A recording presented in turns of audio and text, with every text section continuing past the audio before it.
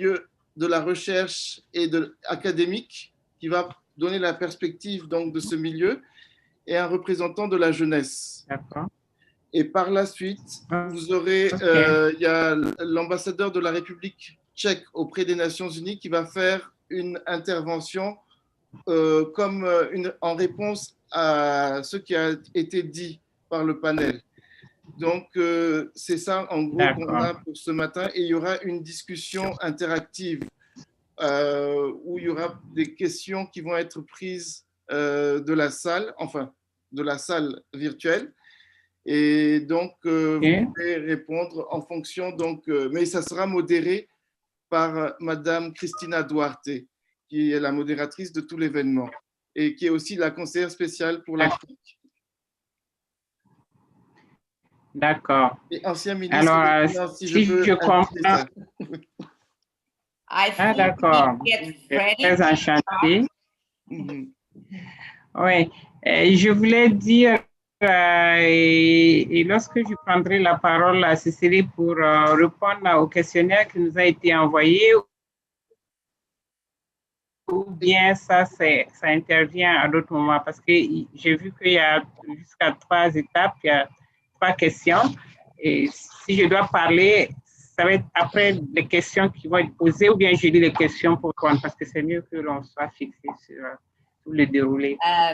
Madame la ministre, on a besoin de commencer. On a juste 1 minute. I'm going to start. I hope everybody's on board. I hope everybody's happy, and I hope everybody's ready. Excusez-moi, vous pourrez répondre aux questions, je pense, parce que Yueshi, vous allez poser les questions, n'est-ce pas? Madame la ministre pourra répondre aux questions, n'est-ce pas? Exactement, exactement. Quand je passe la parole à Madame la ministre, avant de lui donner effectivement la parole, j'ai une question. Et la question, c'est lié au sujet de notre session. Elle peut répondre en se basant sur les notes qu'elle a. Pas de problème. I think we need to start, Ben. 8. You know. Yes, we are ready. Yes. So let's start our second session. Good morning. Good afternoon.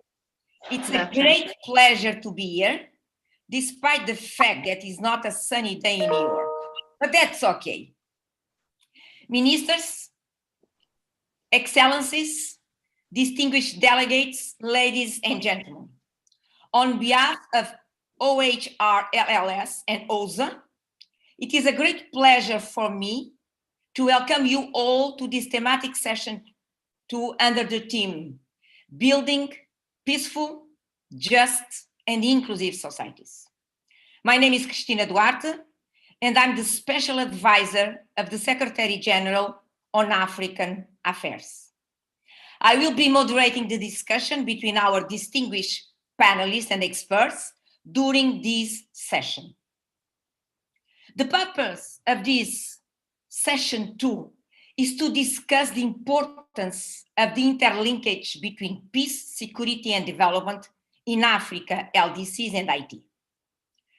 I do believe that our discussion will pay particular attention to the critical role of inclusive institutional practices and equal access to public goods and services in preventing instabilities and sustaining peace, in line, of course, with SDG 16.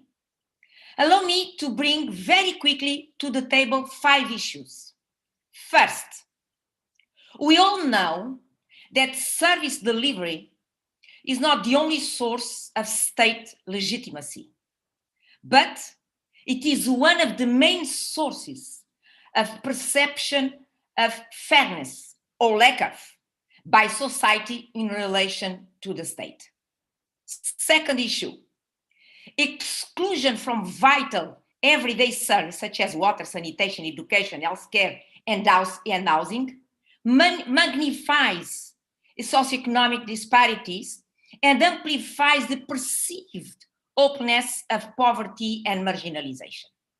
Third issue, in Africa, where governments grapple with myriad of challenges, such as recourse and capacity constraints, rising urbanization, corruption, and in some instances, protracted conflict, exclusion from service delivery, has been shown to have a clear link to conflict as a driver, a trigger, or as a fertile ground for instability. Fourth issue, the COVID-19 pandemic, whose socioeconomic impact was felt the most acutely by marginalized segments of society, has put additional pressure on government's capacity to deliver services to their citizens in a manner perceived equal, further eroding citizens' trust in institutions, citizens' trust in transparency and social cohesion. My last issue to our debate, the distribution of COVID-19 vaccines, a 2021 challenge. And the distribution of COVID-19 vaccines will test all the 4 issues that I mentioned before. And this issue will be tested globally, regionally, nationally, and locally. So building peaceful, just, and inclusive society is critical if you wish to ensure that no one left behind. So to discuss these issues, I wish to introduce our distinguished panelists and experts. Allow me. Honorable Eisenhower Mkaka, Minister of Foreign Affairs of the Republic of Malawi. Thank you for being with us today. Honorable Victoria Kibora, Minister of Justice, Human Rights and Civic Participation of Burkina Faso. Thank you, my dear sister. My dear colleague, Mrs. Auna Eziagonawa, Assistant Secretary General and Director of Undp, Regional Bureau for Africa. Thank you very much, my dear colleague, Auna. Dr. Cyril Obi, Program Director, the African Initiative, the Social Science Research Council. Thank you for being with us. And the last of our panelists, the younger one, Mr. Rafael Obonio, young activist and public policy expert. And besides these 5 panelists,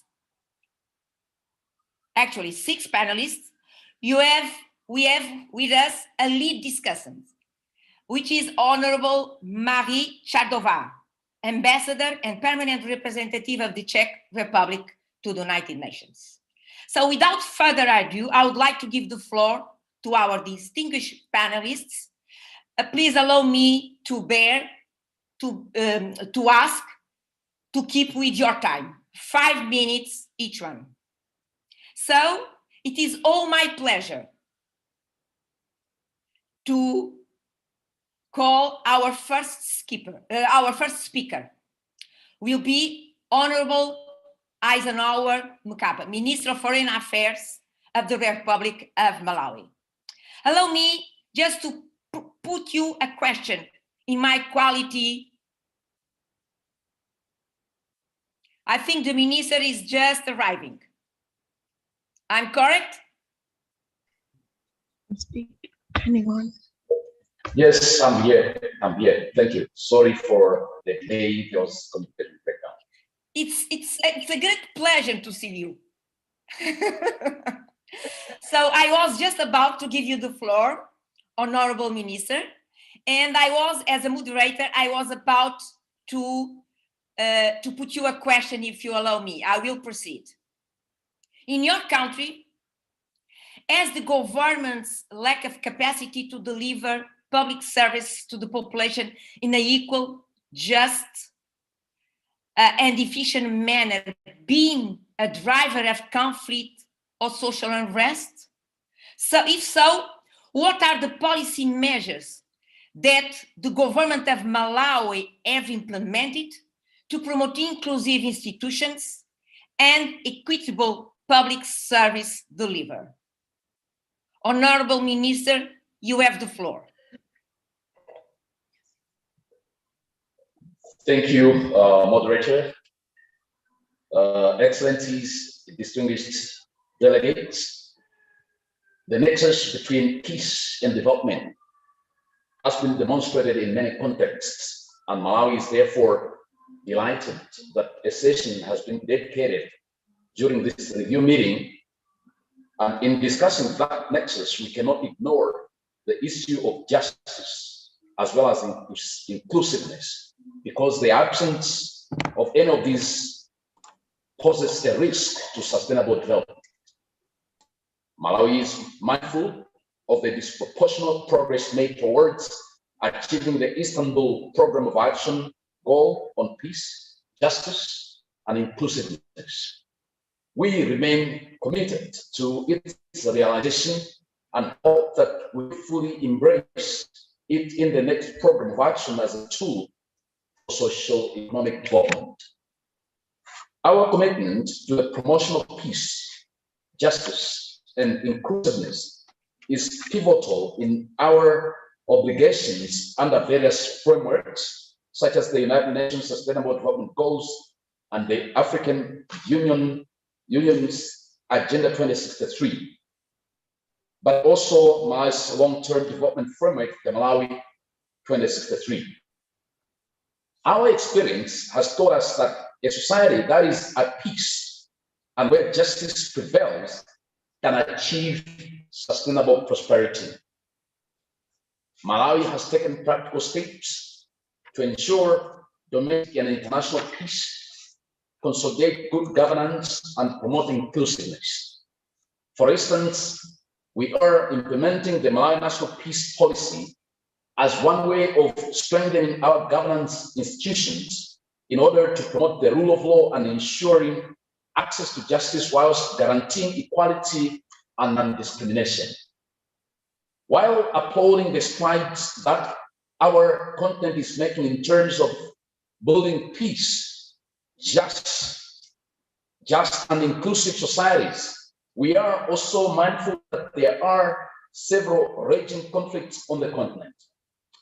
We mourn the economic disruption and development setbacks that such conflicts are bringing, and not only on the belligerent societies, but also on their neighborhoods and continent at large.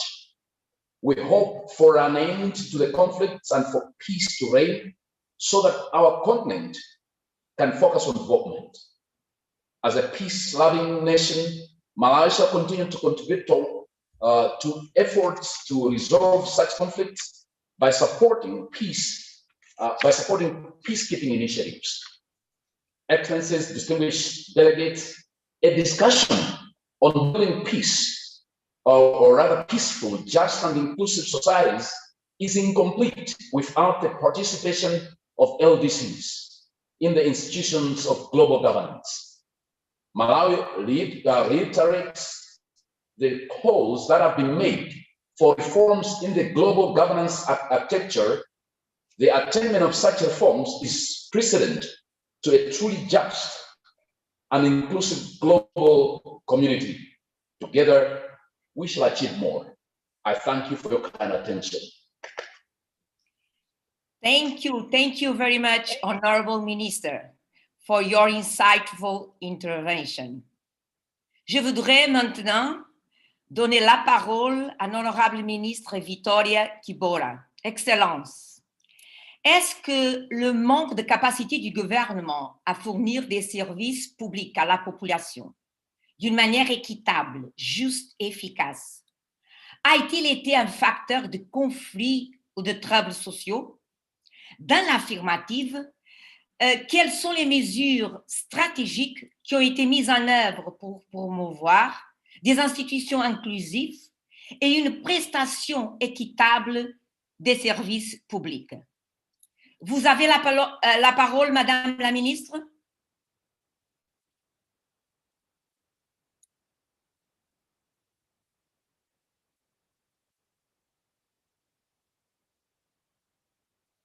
Madame la ministre, on n'écoute pas. Ah. Maintenant, c'est parfait. Maintenant, c'est parfait. C'est bon? D'accord. Parfait, Madame la ministre. OK, ça va maintenant. Oui, oui. Bien. Donc, je reprends. Je disais que le gouvernement burkinabé, en dépit des ressources limitées dont il dispose, tente tant bien que mal à fournir à sa population des services sociaux de base, santé, éducation et travail, de qualité en prenant en compte les principes d'égalité et d'équité entre les citoyens, et ce, conformément à la loi fondamentale du pays, qui prévoit en son article 1er que tout Burkinabé naisse libre et égaux en droit.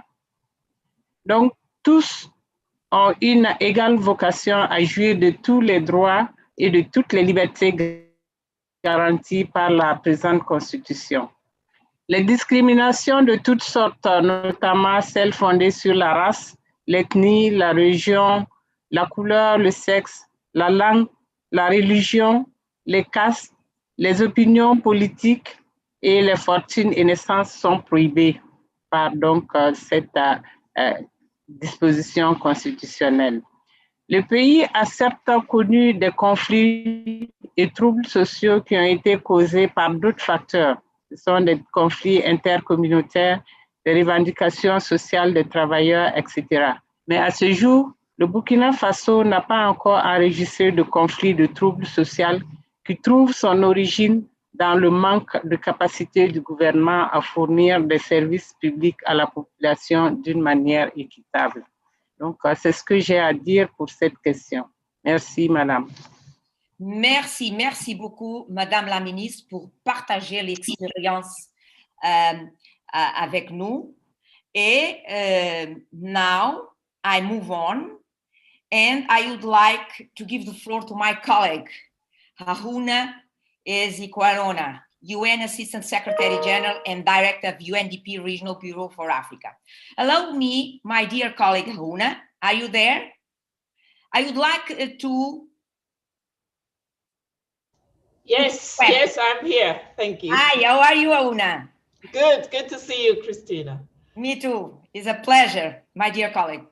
The question, if you allow me, Haruna, how can the UN and other development partners provide adequate and more effective support to LDCs for institutional building as a mechanism for conflict prevention and peace building?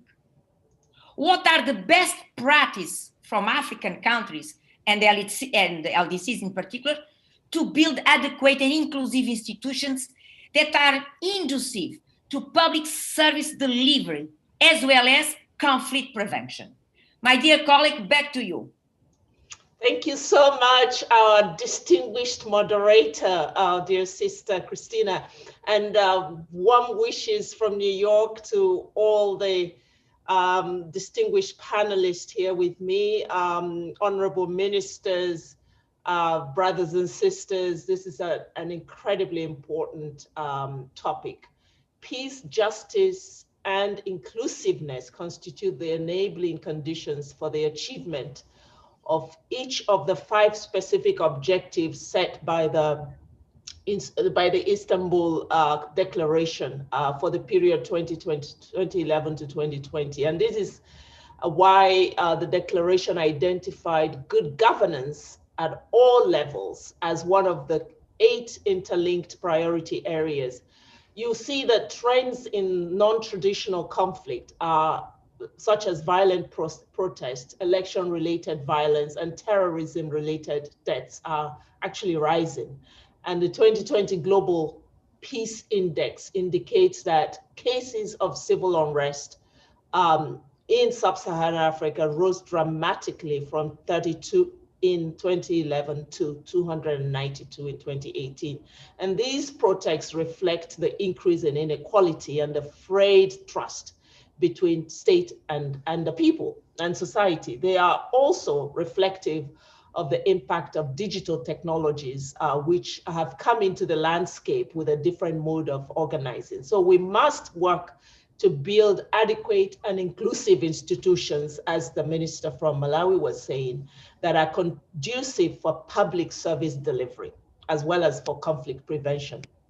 And some of the good practices that we are starting to note in the areas where we work include the following. The first is that we must work with pinnacle institutions like the African Union and sub-regional institutions to set the right continental frameworks on institutional building for public service delivery, not only to develop policies and strategies, but also to put capacities in place to actually implement on the ground. And UNDP, along with other agencies, has been working in close partnership with the African Union, the regional economic communities, and also sub-regional institutions to national governments as well. Civil society organizations must be pulled in, women and youth groups, in order to strengthen their capacity to address these emerging challenges. And some of them are actually quite complex, and to continue to build that peaceful environment for development. This is the case with the partnerships that we have with the Lake Chad Basin Commission. This is actually one of the examples I want to give, where we worked with the African Union and the LCBC to establish a regional stabilization program, now working in those 4 Lake Chad countries to help rebuild people's lives, to rebuild trust between communities and their governments, but also rebuild livelihoods. And we are doing the same now with the G5 Sahel, and in that corridor of the Liptaka Guma area, with the authority there also to open up a stabilization program with donors making huge investments for us to reach communities directly and actually give them those peace dividends that allow them to see hope, and therefore a reason for themselves to contribute to peace. And second point, Christina, has to do with working in the UN as one. I think this is important, that if we're going to have an influence in this area, we must band together as a UN system and produce greater impact in the work that we're doing. An example of this is our integrated strategy for the Sahel, the UN integrated strategy for the Sahel, which brings together 18 UN agencies, 18 UN interagency projects, looking at how we can stabilize, sustain, transform, and create a groundswell of socioeconomic transformation and security, actually, for the populations who live in this very troubled zone. Examples also in Cabo Delgado in Mozambique, where we're working with WFP, IOM, and others, using the Peace Building Fund. By the way, I want to recognize here the Peace Building Fund as a financing instrument that is really useful to promote what we're talking about here today.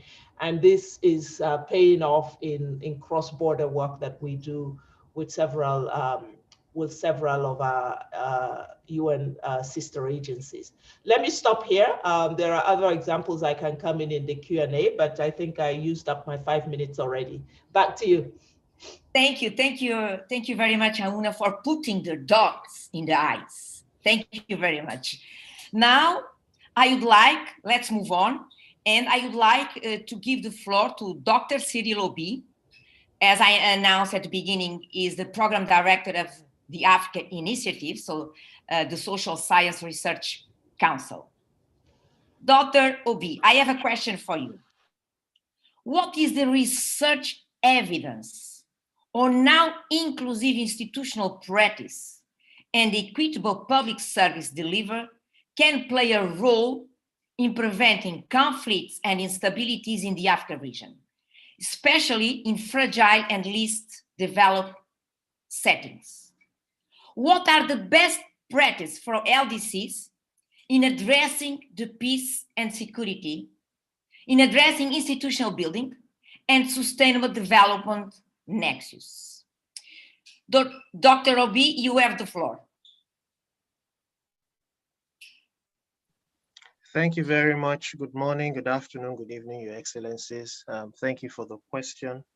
I would attempt to answer the question. It's quite broad, but I think it's very good. I think the first thing we need to do is to acknowledge what we have. That both the African Union and the regional economic communities do have a lot of what I call normative frameworks for ensuring that we build peaceful and inclusive and just societies. That is already being done. And what we are doing now is to begin to research how COVID-19 is beginning to upset the apple cart, so to speak. There are emerging challenges because the pandemic has upturned a lot of things, has created challenges, but at the same time has created opportunities. What the research is showing so far is that particularly, I'm going to focus more on the COVID pandemic because the speakers before me have actually spoken a lot about other issues.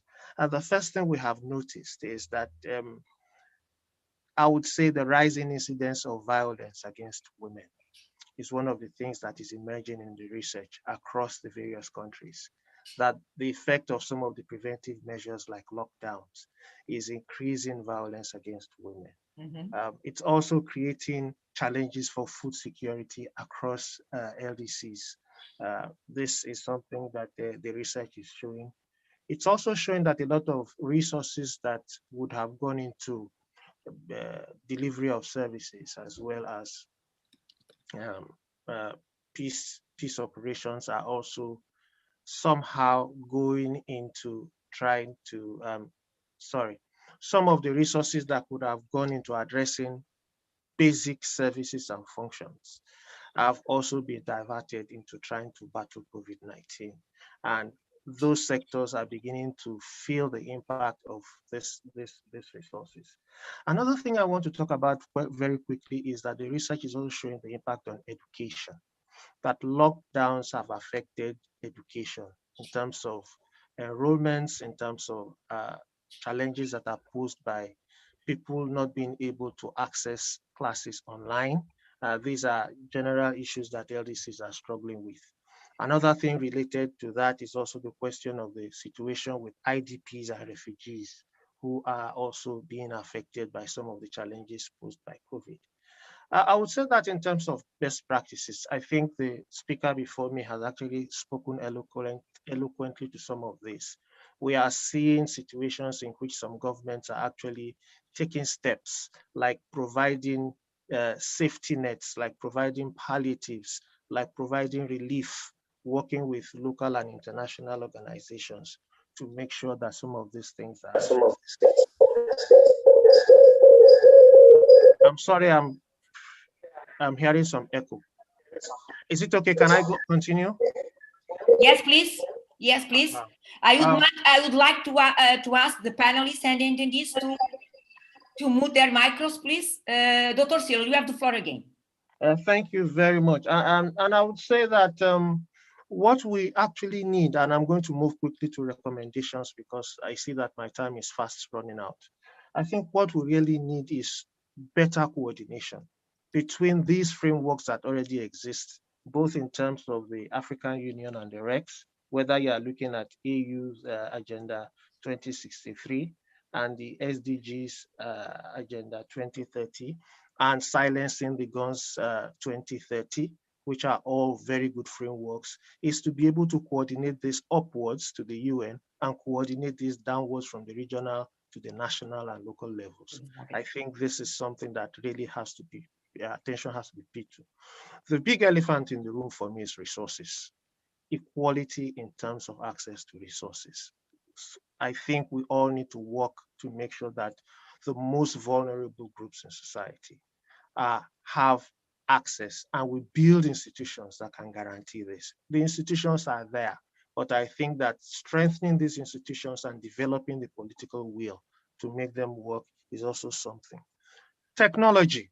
This is a time to move technologies, both in terms of not just equality of access to vaccines, but the technology of producing vaccines in Africa is also very critical. It will address a lot of our issues. Issues of employment is also something that needs to be addressed. And finally, not to belittle the point, two issues are important. How African people and African governments, both in LDCs and across and countries and institutions that work with them, can help to renew and renegotiate the social contract to mainstream issues around greater inclusiveness for people-centered development. I think that is Dr. Obi, time please. And finally, the issue of finance, budgeting, and programming. We need a coordinated and integrated approach by all the various stakeholders at different levels. Thank you so much for your attention. Thank you very much, Dr. Obi. It's quite clear how research is on top of the nexus issues. Now, I would like to give the floor to Mr. Rafael Obonoyo. He's a young activist and a public policy specialist, as I mentioned at the beginning of our session. Mr. Rafael, I have a question for you. If there is a social group with a profound feeling of being marginalized, is the youth population. So much human energy not captured to feed development, but wasted to feed in instability. What have we been missing, all of us, policymakers, multilateral institutions, partners? What have you been missed so that a young person choose a pen and not a gun? What should we do so that that young person choose a pen and not a gun? Mr. Rafael, back to you. Thank you so very much. It's quite a pleasure to be part of this conversation and of course, giving the perspective of young people on the continent and in LDCs. Just some quick statistics. One is that 600 million young people globally live in fragile and conflict affected areas. And a large proportion of that is actually youth in Africa. And also 15 of the 19 countries where there is active armed conflict are actually in LDCs and in Africa. That is one. Two is that Africa has a rising population of young people, the fastest growing in the world. This intersects with a number of threats to peace and security, especially where we are talking about exclusion, where we are talking about issues of lack of education, lack of unemployment, where we are talking about limited access to public service, including access to justice. In some cases, absence of such services also have direct impact on social cohesion and stability. The other point I want to raise is the issue of political instability, that things like youth unemployment pose a threat to social, economic prosperity, social cohesion, and political stability. And violence and armed conflict also have direct acute impact on youth. Also is that young people face many obstacles in their transition from childhood to adulthood. And in many parts of the world, access to education, issues of unemployment and scourge of HIV and AIDS, and even most recently, COVID-19 exhibit these difficulties. If you look at COVID-19, in Africa, for example, a majority of young people are in the informal sector. 80% of the working youth population on the continent are actually in the informal sector, which was really hard hit by the COVID-19 pandemic. And so that means that young people are facing acute challenges. What needs to be done quickly? I think one is we must see youth not just as a negative force, but we must see youth in terms of their energies, their talent, their skills, their enthusiasm, so that we harness the positive contribution of young people in the society. We should see youth as the greatest asset in our countries, on our continent, and in LDCs. Second is that we must have people-centered policies And by this, I mean, we must also make sure that we do not leave youth behind when we are developing these policies.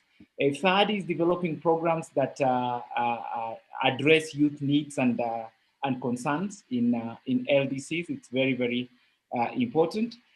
Fourth is the issue of building partnerships. We must ensure that everyone is brought on board, private sector, international community, development partners need to be on board. And last but not least is the question of building inclusive economies.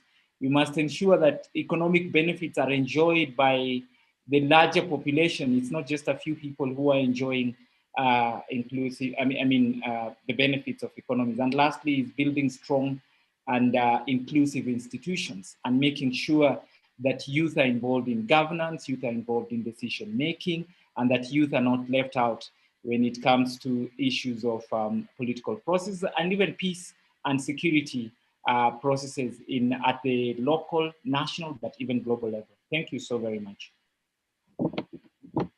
Thank you very much, Mr. Raphael, for such clear intervention. And now I would like to give the floor to our lead discussant, Honorable Ambassador Marie Chatardova. You have the floor, please, in terms of providing the perspective of partner countries to our discussion. You have the floor, please. Thank you, Madam Undersecretary General, Honorable Ministers, Excellencies, colleagues, ladies and gentlemen. Thank you for giving me the opportunity to intervene in this session after such prominent speakers.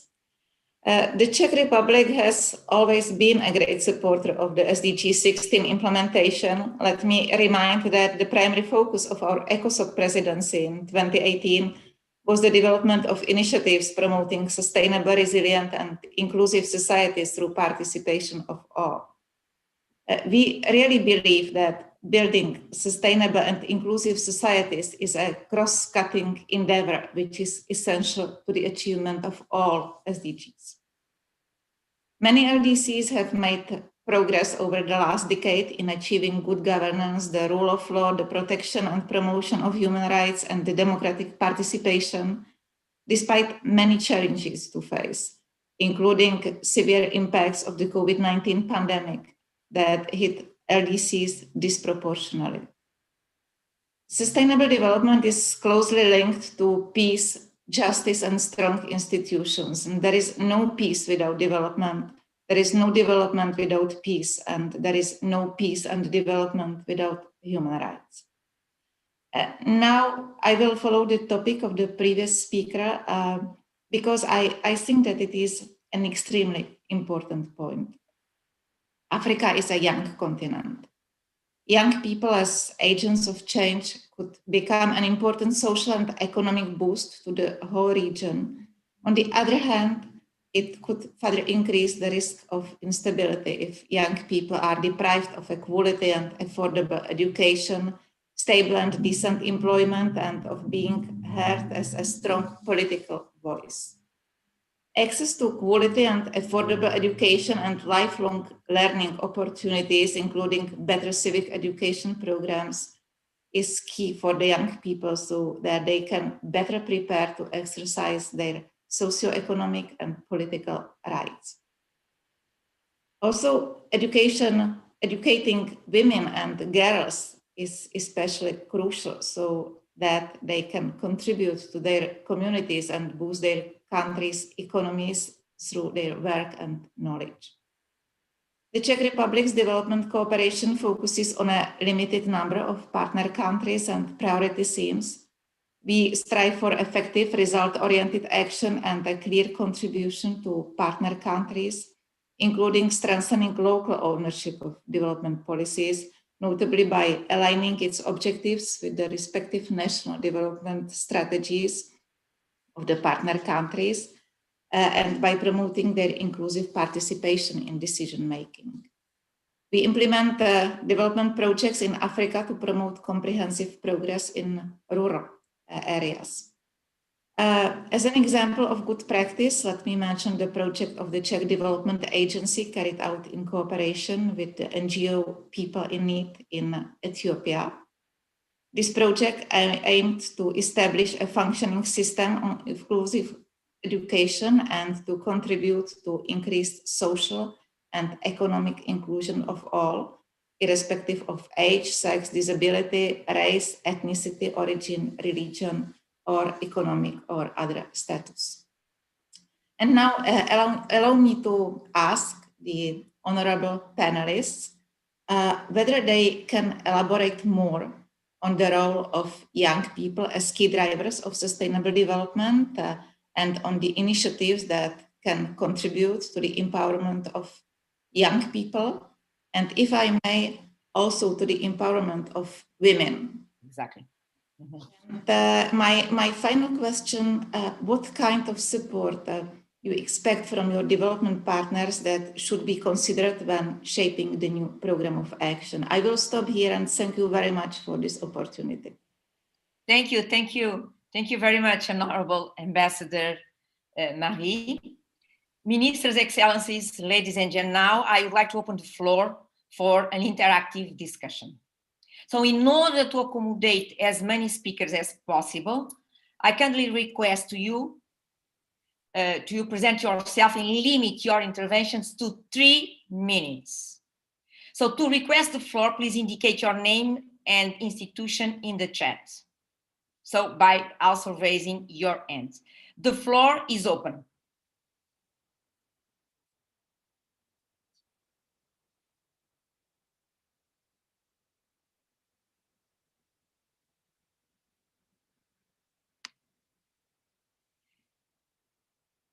Do I have any hands?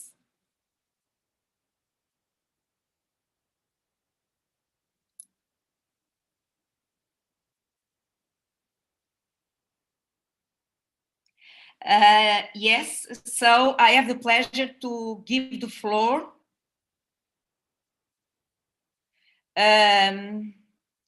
Doctor from Howard would like to intervene. Yeah, Doctor, sorry. I need to open a little bit my window, so you give me just a second. Sure. Dr. Ausanatu, please, you have the floor. Thank you. Good morning, everyone. Ladies and gentlemen, thank you very much for these very insightful remarks. I have a suggestion, perhaps, and then a question, if you don't mind. First of all, my suggestion would be perhaps to have the panelists, to thank them again for these very insightful remarks, to perhaps elaborate a little bit on some aspects of their of the presentation. Overall speaking, when I'm referring to the United Nations and World Bank latest report on inclusive peace, the pathway, I realized that in the major, basically, facet, the emphasis is put on regional and international cooperation. So my question for the floor basically is to know exactly how, whether we speak of the representative of nation state here or the United Nations system, how do they really approach this question? I'm hailing for Sahel, especially vis-a-vis the question of the scarcity of resources, the interdependency between the scarcity of resources, the conflict. We are living now in the process and under very pressure and pressing issues of climate change. So my second question would be actually drawn for 2 of the panelists, but others might be feel free to answer. Madame la ministre du Burkina Faso, de manière absolument formidable, bien expliqué en fait de son côté l'intervention succinctes et flexibles qu'elles ont, notamment pour ce qui est de la gestion des communautés interétatiques. Et je pense qu'elle faisait notamment référence, entre autres, aux communautés pastorales et agricoles. Donc, j'aimerais de ce côté-là, s'il vous plaît, avoir une élaboration pour la stratégie qui peut être mise au niveau intra-étatique, sachant que la quasi-majorité des États, des LCD, comme on dit, c'est-à-dire les pays les moins avancés, se retrouvent dans le Sahel. Comment est-ce qu'on compte à l'avenir apporter une solution de paix préventive dans cet aspect-là? And my second question would be for the director of the UNDP in Africa. She rightly mentioned that I like very much what she said when she said that and I'm quoting her, work as one, and she elaborates on 18 UN interagency project working right now.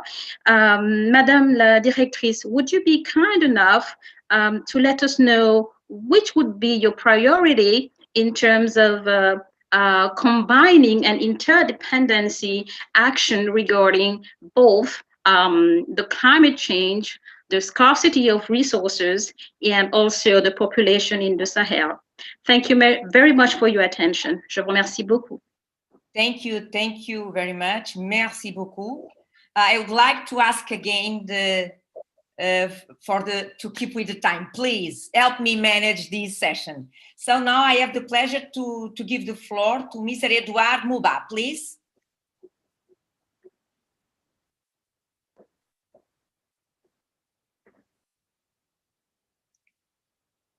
Edouard. So he just canceled. Now I have the pleasure to give the floor to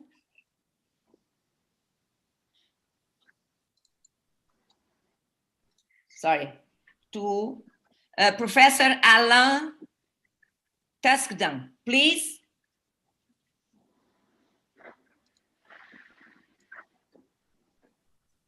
You are muted. Bonjour, madame. Ah, yes. Bonjour, madame. Merci beaucoup. Ça marche. Okay, fantastic. Good afternoon, everybody. Thank you, Madam Undersecretary General and honorable speakers. Just very briefly, to share with you some very encouraging news from the research spectrum conducted on behalf of OSAA that speaks to our excellency from the Czech Republic's concern. We found that actually when we asked participants in a recent survey on the interlinkages to list the top 5 opportunities to reach the SDGs, youth fall in one of the 5 top areas of opportunity, along with, in first place, good governance, which has been spoken about eloquently by all of our speakers, promoting development, building peace and ending conflict, as well as growing the economy. So I thought that it might be quite helpful to share that with you with respect to the opportunities to reach not only the SDGs, but also our aspirations for the Africa we want. And then finally, just to say, when we asked about the biggest obstacles to achieving Vision 63, as well as the Agenda 63, as well as the 2030 goals, it was conflict that was cited, as you've rightly pointed out, in terms of being one of the biggest obstacles. However, when we asked our participants from the majority of African member states where they felt our priority needed to lie, they responded that it should be on growing political will. So again, bringing in this nexus, as you've rightly pointed out, between governance, development, and peace in relation to human rights. So thank you very much for enabling me to make that contribution. And thank you once again to all of you for your enlightening presentations. Thank you very much, Professor Alain, for such great comments. Now I have the pleasure to give the floor to Mr. Edouard Mouba, please.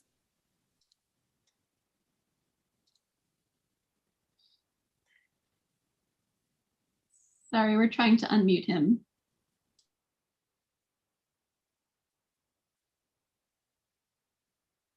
It's not working, Erica?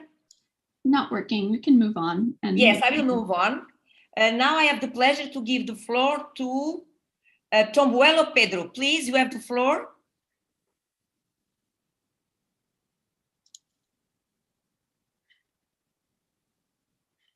Yes, Pedro? Again, we're struggling with unmuting.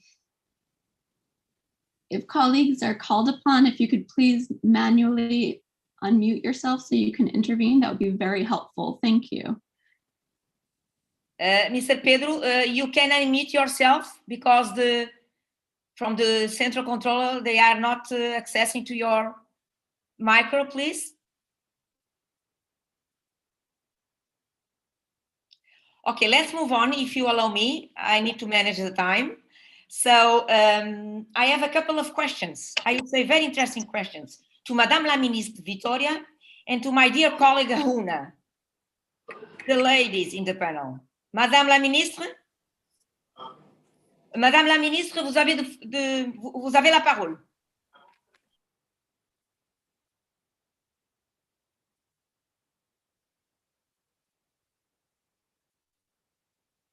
I think you have a micro problem. Est-ce que vous m'écoutez, Madame la Ministre?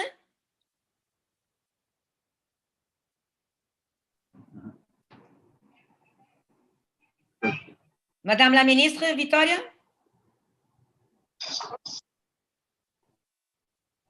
Oui, je suis là, mais je n'ai pas entendu les questions et donc je ne sais pas sur quoi il faut que j'intervienne.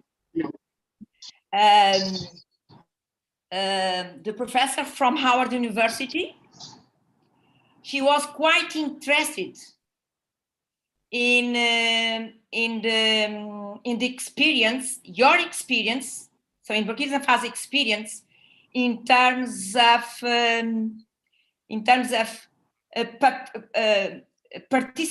participatory experience, as well as in terms of building inclusive institutions to address a situation that has been increasing from an instability standpoint.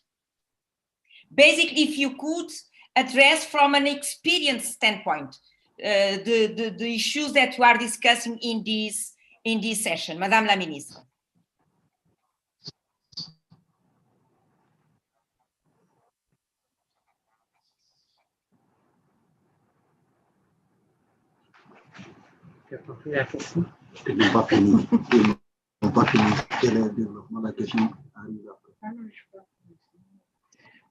Et vous avez posé la question.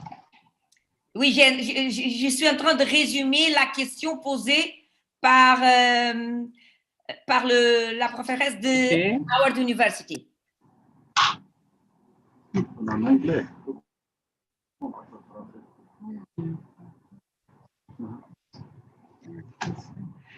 On a d'énormes difficultés parce que on n'entend pas, il y a des passages à vide, donc on ne sait pas ce qui est dit et c'est assez difficile. Vous avez des problèmes de connexion. Alors, permettez-moi, Madame la Ministre, peut-être je vais passer la parole à ma collègue Aouna. Oui, Aouna, you have the floor. Are you with me, Aouna? There are a question that was addressed to you, Aouna. Yes, sure, Christina. Dr. Mamadou, thank you for the question. You know, the way we see the problem in the Sahel and many other places that we work, because your problem was what is the priority, climate change, resource scarcity, and, you know, working with the population. It's a puzzle, not a single problem. You know, it's a puzzle that we have to solve. And the approach here is to allow for better contextualization of all the different concerns and have an integrated approach. That's why the Sahel strategy is very important. Somebody has not muted their mic. I would much appreciate if you could mute your micro, please, if you are not speaking. Thank you. So for us, we're looking at it from this lens of a puzzle that needs to be solved through an integrated approach. So it's not a single problem of, energy or climate change, but all of these things are interlinked.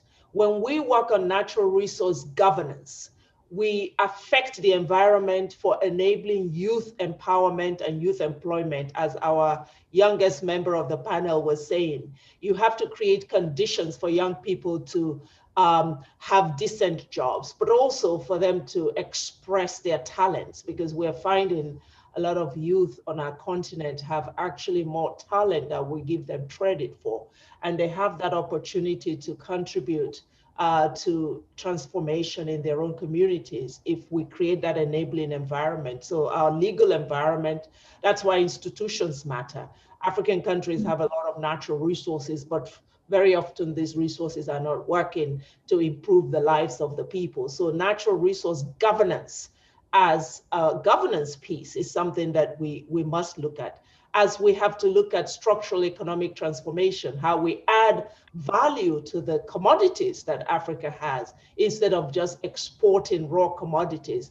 When we create opportunities for local production and value addition and regional value chains, we create jobs for our millions of youth. The same with sustainable energy, particularly when we look at renewable energy. If you look at the Sahel, for instance, the greatest assets and resources for renewable energy in the world dwell in this region.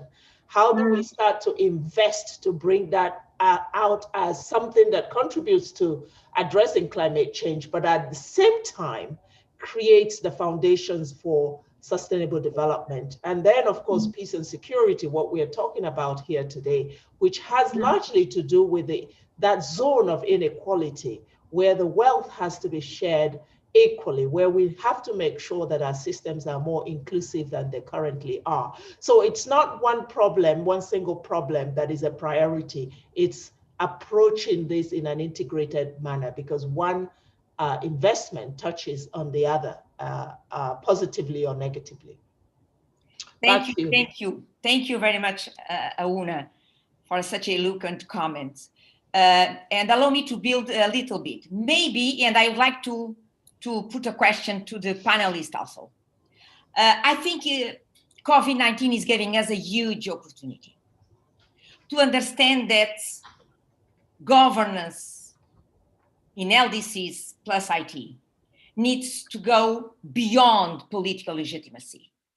We need to be aware that we need to build social legitimacy to consolidate political legitimacy. And this addresses, of course, another issue that has been raised by my colleague, Ahuna.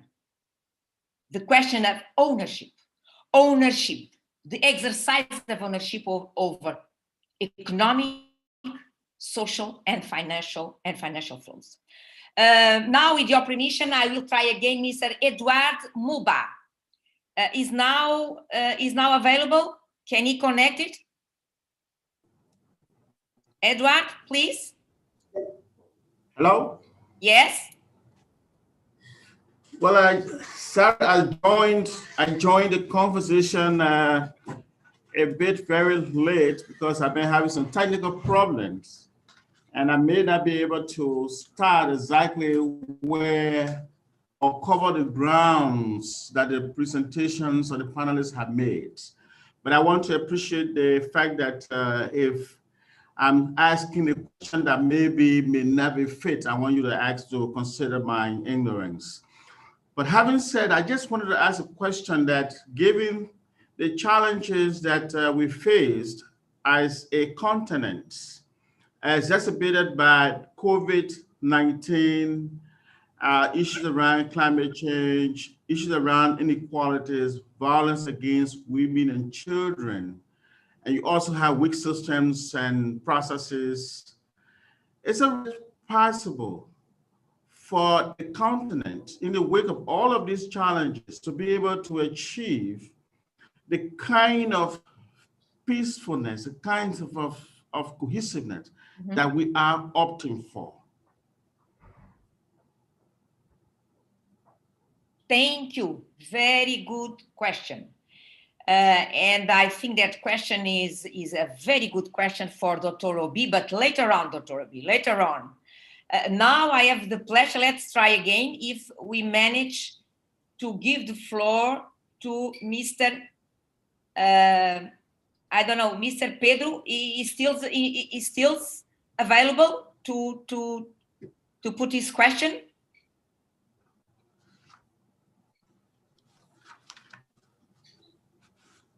They were able to unmute just as you were changing your order the last time. So let's give them 30 seconds more and then, or less. Tombuelo Pedro. Tombuelo, Mr. Tombuelo.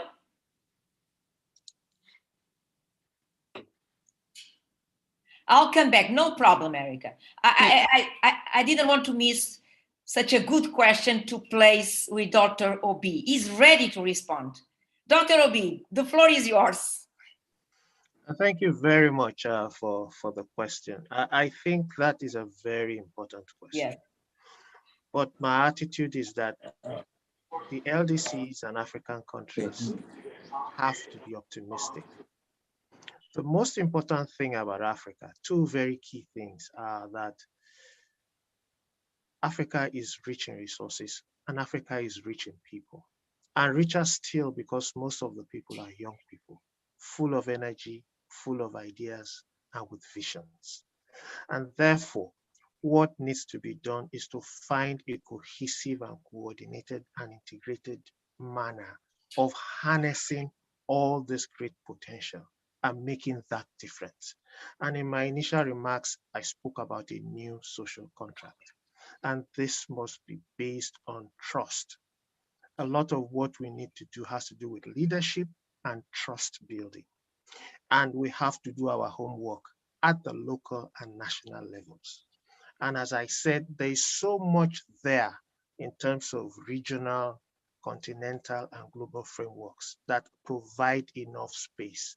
How do we develop that political will to create those conditions that would facilitate inclusiveness, non-discrimination, and open up the door to groups that are vulnerable, either as minorities or groups with disabilities. And something that has not come up so far is the role of civil society. I think we need to discuss the role of civil society writ large, that civil society has a critical role in raising levels of consciousness, in doing the groundwork and drawing the attention of both the people and governments, setting the agenda for how we respond to the challenge of inclusiveness during a period of COVID. I want to talk only about one thing because I know I don't have much time. It's the whole question of how do we socially engage with the issue of having equal access to health, what I call health security. How do we have inclusive health security? How do we guarantee that people have access to affordable and quality public health, not just because of COVID-19, but because of other killer diseases? You understand what is happening in Guinea with the return of Ebola. You understand what is happening with HIV/AIDS, tuberculosis, issues around malaria and waterborne diseases. I think the LDCs have to come up with a regional and a global position on how to address one of these issues, because a healthy people will be able to achieve a lot. And renegotiating the social contract to build trust and to give people a sense of belonging and citizenship, of equal ownership with their governments, would release a lot of energies. And I think energies, social energy, is so important to building inclusive and just societies, so that all the hindrances that tie our people down would be taken off systematically. But this will have to be in conversation with the people. How do we talk to the people?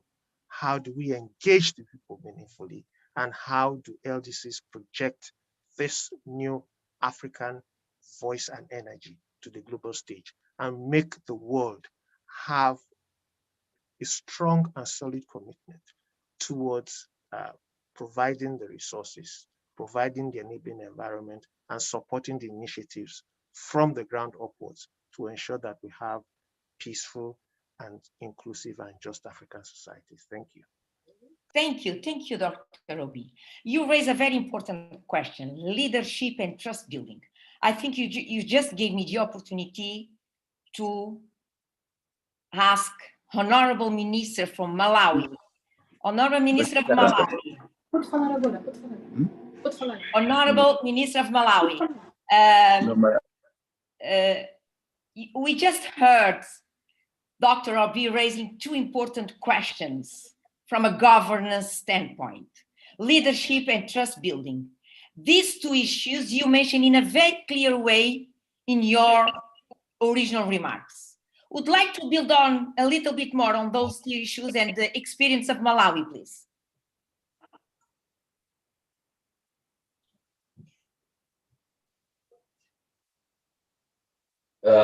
Thank you, moderator. I think the speaker before me raised very important questions or topics. And you are talking about governance, you're talking about acceptance. I think what has happened in Malawi could be an important case study. Exactly. You see, leaders occupy positions of leadership because the general population trusts them. And their continuing in that position of leadership depends heavily on sustained trust of the people. And if people do not trust their leadership, what the results is uprising, chaos and all that. Now, leadership is key in ensuring that there is peace, ensuring that there is justice, and eventually ensuring that there is development. Now, if there is no balance or clear balance between leadership and trust of the people, then what results is negative effect on development. So yes, I would like to agree that leadership is key, but at the same time, trust of the people is very key in order for leadership to be sustained in the position of trust. Thank you. Thank you, Honorable Minister, for giving us a very clear position from African leadership. We have let's say a written question from Dr. Mamadou, again a researcher from Howard University. The question is as follows: how do you approach the question of scarcity of resources, independence between scarcity, climate change, and conflict? And I would like to give the floor to my dear colleague Auna to address this question. Auna, please, you have the floor. Yes, Christina, I think in my earlier intervention, I did address Dr. Mamadou's question, but I did have a comment on the last question that my brother Cyril Obi touched on. I first would like to align myself with his response there. I think it's important that we look at Africa from a promise rather than a problem lens. If we continue, I think what we've done in the last 5 decades, which was always look at Africa as a question mark rather than a place that produces solutions. And really, this has been proved wrong by what we've seen even during this COVID-19 pandemic, how Africa responded and how African people stepped up to the plate and started to innovate And we have been very interested in looking at the innovations coming out of Africa in response to COVID-19 and why this continent is not in the ground, as many predicted, because of COVID-19. And I think that that's the strength we need to build on. That's the promise we need to hold on to. And two things underpin that. One is the Africa Continental Free Trade Area.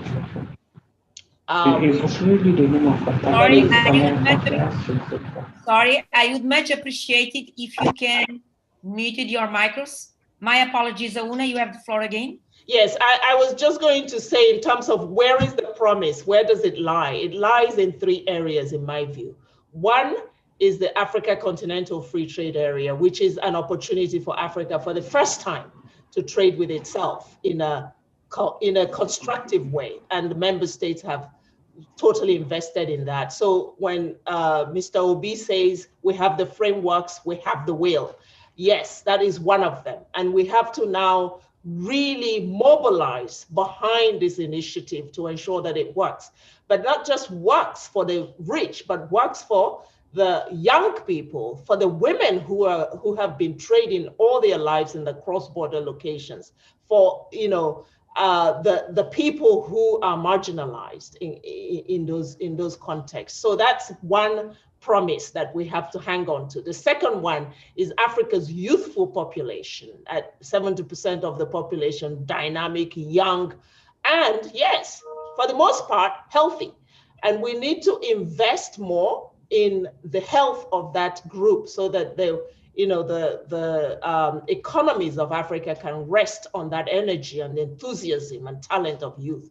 And the third one is on new technologies. Africa is the only continent at a point where it can fully leverage new technologies and digital solutions for development. It's not that we abandon industrialization as a whole, but we look at the fourth industrial revolution as an opportunity for Africa.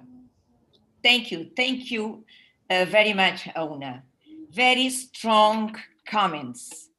Let's look Africa from a promised lens, not a problem lens. This is clearly a strong call to reset our mindsets. Thank you. Now, I would like to give again an opportunity for Mr. Pedro Tomboele to take the floor. I hope that now will be possible because this is my fourth attempt. Mr. Pedro, are you there? Oui, est-ce que vous m'écoutez là? Oui, oui, bien sûr. Vous m'entendez? Et je peux parler en français alors, hein? Vous pouvez parler en français, anglais ou portugais? Ou en portugais? Oui, oui. Oui, j'ai bien suivi toutes les discussions et les présentations de nos panélistes. Et le thème comme tel, bâtir des sociétés pacifiques, justes et inclusives, est un thème récurrent et d'actualité, c'est vrai, parce que le besoin s'est fait toujours sentir. On a toujours de conflits par-ci, par-là. Alors moi, j'étais intéressé à l'intervention de la représentante du PNUD, quand il parlait de l'expérience qui a réussi au niveau de Sahel avec le UN System Integrated Strategy for Sahel. Alors moi, j'aimerais savoir s'il n'y a pas en vue, par exemple, l'élaboration d'autres stratégies. Par exemple, nous voyons les conflits au niveau de pays du Grand Lac. Est-ce qu'il n'y a pas, ils attendent qu'il y ait, il n'y a pas de stratégie pour prévenir tout ce que peut arriver. Je crois que j'étais intéressé pour ça et aussi de savoir si le cadre au niveau du continent et au niveau du draft, ou alors c'est seulement une idée que le PNUD a. Merci, Pedro. I will give the floor again to Auna to respond to this question that was a quite direct question to her. Mais j'aimerais bien prendre l'opportunité, si on discute le Sahel zone, j'aimerais bien donner l'opportunité après à Madame la Ministre. Auna, please, you have the floor to address these questions.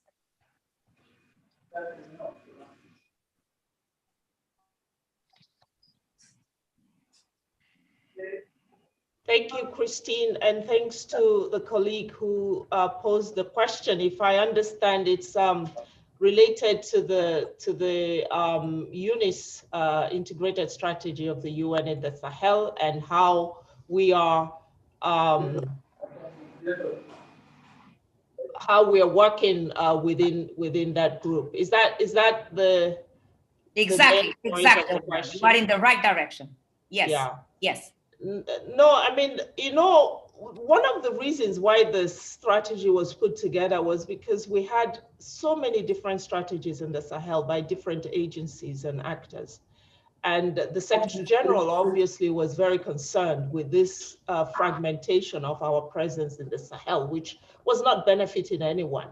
So a few years ago, the decision was indeed made that the UN must work as one in the Sahel. And the first step to that was to integrate our strategy. So we have one strategy, one program, one plan, and working towards one budget as well. And this would be something that would help us engage directly with the actors and the population in the region as one.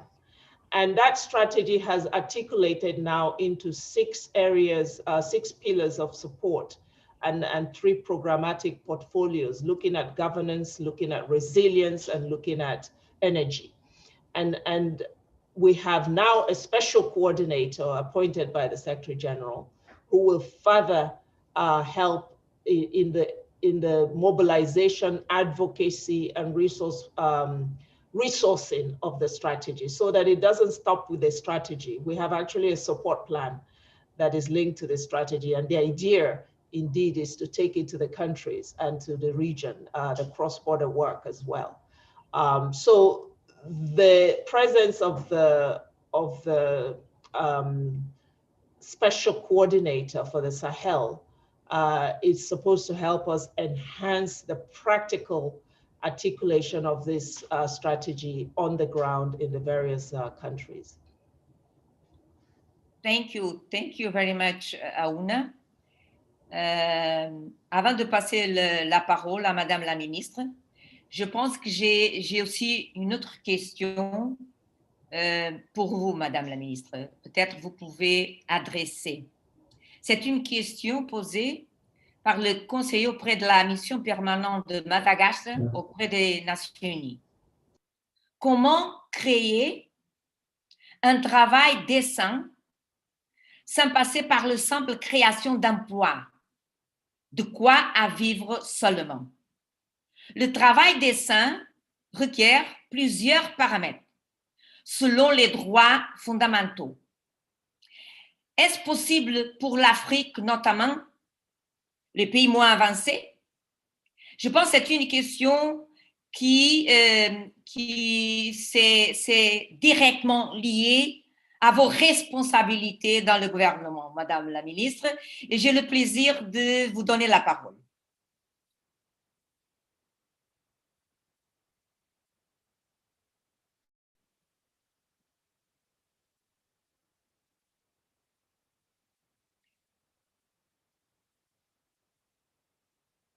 Madame la Ministre?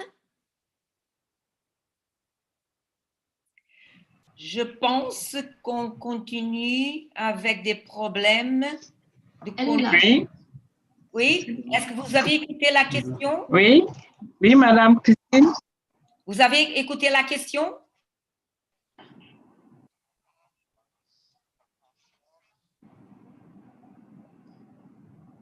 Non. Je pense que du côté de Burkina, on a des problèmes.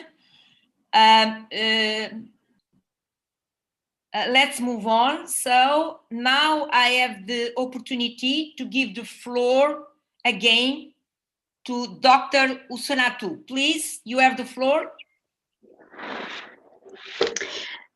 Merci beaucoup, Madame la modératrice.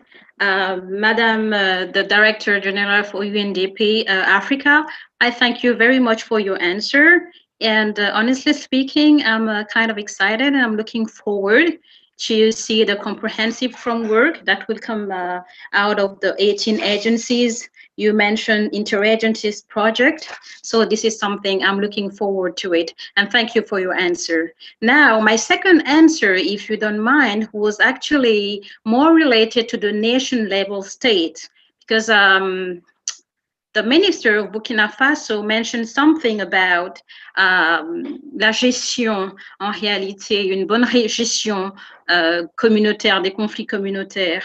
Et ça reste en réalité, nous le savons tous au Sahel, un problème d'une grande importance. Donc en fait, je me posais réellement la question de savoir, est-ce qu'au niveau des États, donc au niveau étatique, est-ce qu'on pouvait exporter ce modèle-là vers d'autres pays du Sahel, dans la mesure où, en fait, on sait tous bien que les conflits sont un frein au développement, entre autres. Donc, est-ce qu'on pouvait repliquer ce modèle-là au niveau des États-nations et avoir une, as we said in English, a very comprehensive and effective policy to deal with those problems throughout the Sahel? C'est ma question. Je vous remercie beaucoup. Merci, merci beaucoup. Je ne sais pas si maintenant Madame la ministre aimerait bien commenter ou vous continuez avec des problèmes de connexion. Mais la question peut être répondue par d'autres experts, je présume. J'aimerais bien qu'elle peut commenter un peu la question du représentant de Madagascar. I believe that she's having serious problems of connectivity. I don't have more hands, raised hands. I would like to receive confirmation from the supporting team. I believe that we do not have more requests for the floor. At this stage, I would like to ask our panelists if they would like to add anything before I move to presenting my my remarks.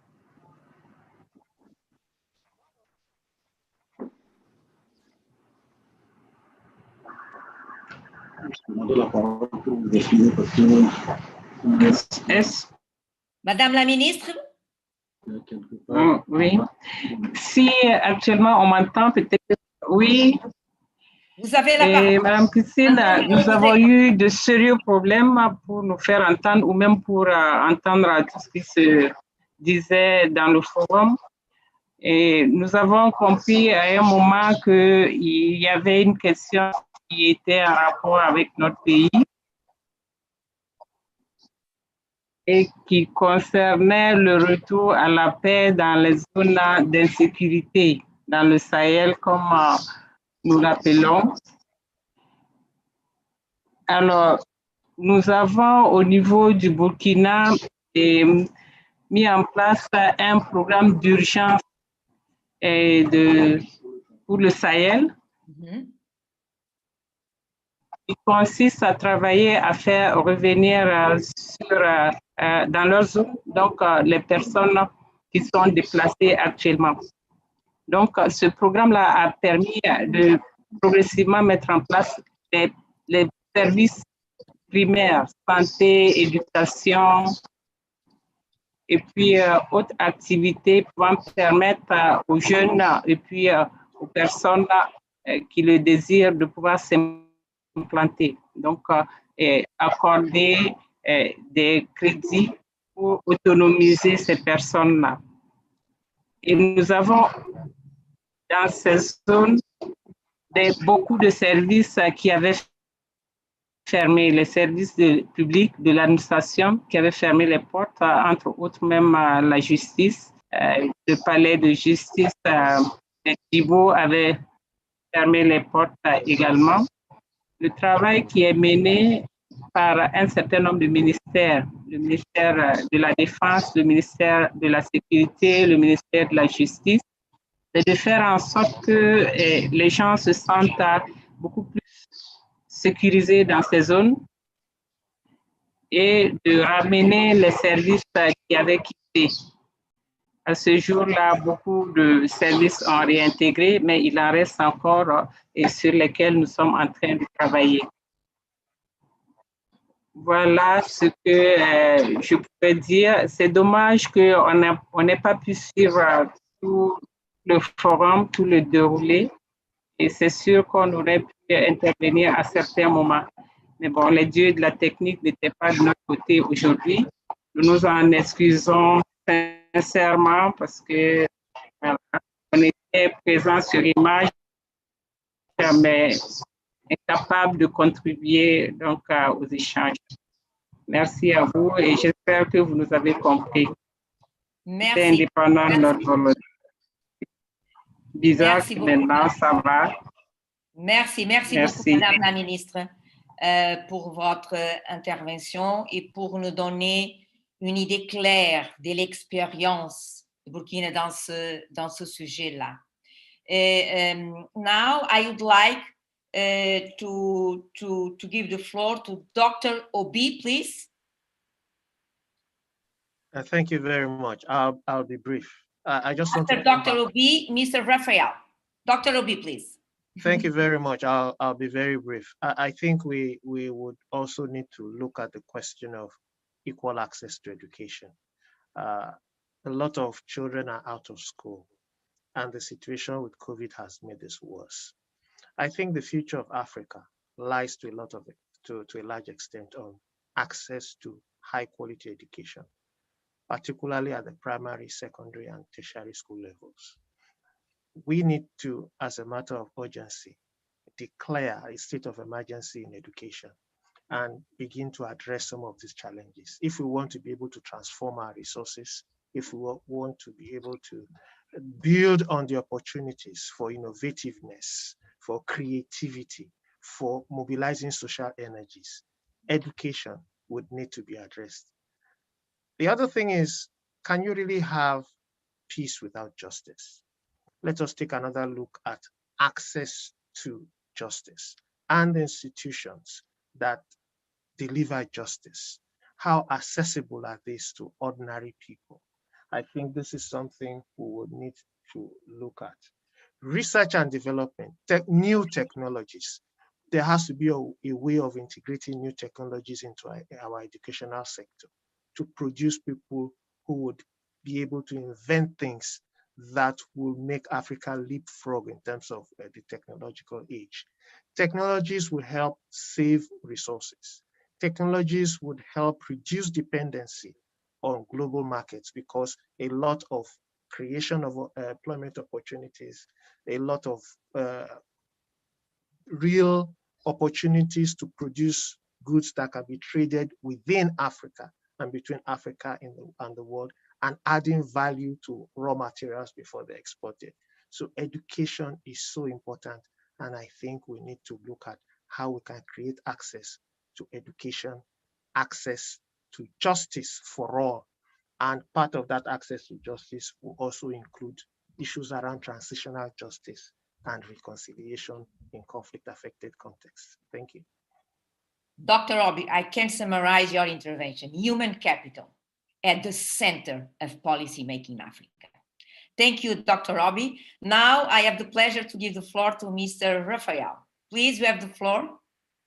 Thank you so much, Christina. Just to end on a more positive note, is that our challenges are huge and there are many, but obviously they're never beyond our powers to resolve them. So we should also see ourselves as solution providers, not just as people who are experiencing a problem or people who are a problem. We should also see ourselves as a solution. That is one. Two, we must also realize that we are stakeholders in this, all of us. So we need active citizenship wherever we are in our various countries. We need to be involved in addressing some of these challenges. So that is extremely important. And also the question of leadership. I think we need to ensure that we have responsive, responsible, and accountable leadership if we are to address these challenges. And lastly is the question of youth exclusion.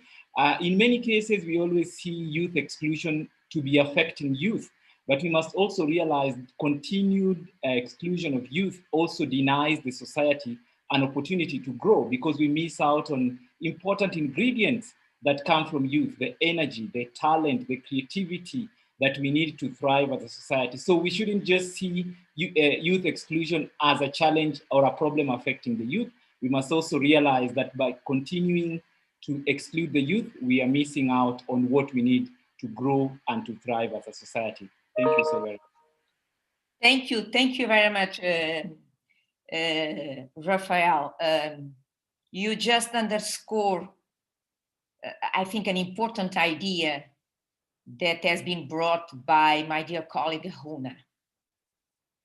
COVID-19 is giving us a huge opportunity. Because COVID-19 has put on our tables disruptions that in normal times, in routine times, they would not emerge, they would not surface. And we see these disruptions brought by COVID-19, our opportunity, the opportunity for LDCs to grab change towards structural transformation. And I would like to go back again what Dr. Obi just mentioned. And the only way to grab these opportunities from a policy-making standpoint is by putting human capital at the center of policy making. We are today on the 21st century, and Africa has a deficit of more than 4 million teachers. So I believe that in order to leapfrog, as Dr. Obi well mentioned, and my colleague Una, we do need to embrace technology and innovation. Otherwise, the time will chase us in general terms.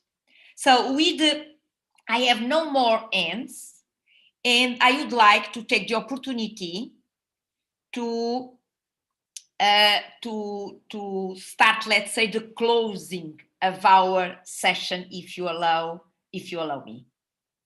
So, honorable ministers, excellencies, ladies and gentlemen, so I would like now to provide some, let's say, wrap-up ideas, if you allow me to use that expression. First, I would like to tell you that the subject of our today's session is exactly the theme of our flagship product. OSAA, the office that I lead, I have the pleasure to lead, as a responsibility that has been given by the Secretary General to write the report of the Secretary General on the promotion of durable peace and sustainable development in Africa. And the 2021 edition, the subject or the theme of the 2021 edition is exactly what we discussed today. And it's amazing to see, because the report is almost ready, to see how the conclusions of the report are completely aligned of what we discuss here today. I think that was very clear from the debate and from the panelists and from the questions that there is a need to go beyond, as I already mentioned, political legitimacy and build social legitimacy. Because the only way to consolidate political legitimacy as an important source to feed stability, it's by also building social legitimacy. How? Building resilient society. I think this is an idea that came very clear out of our debate.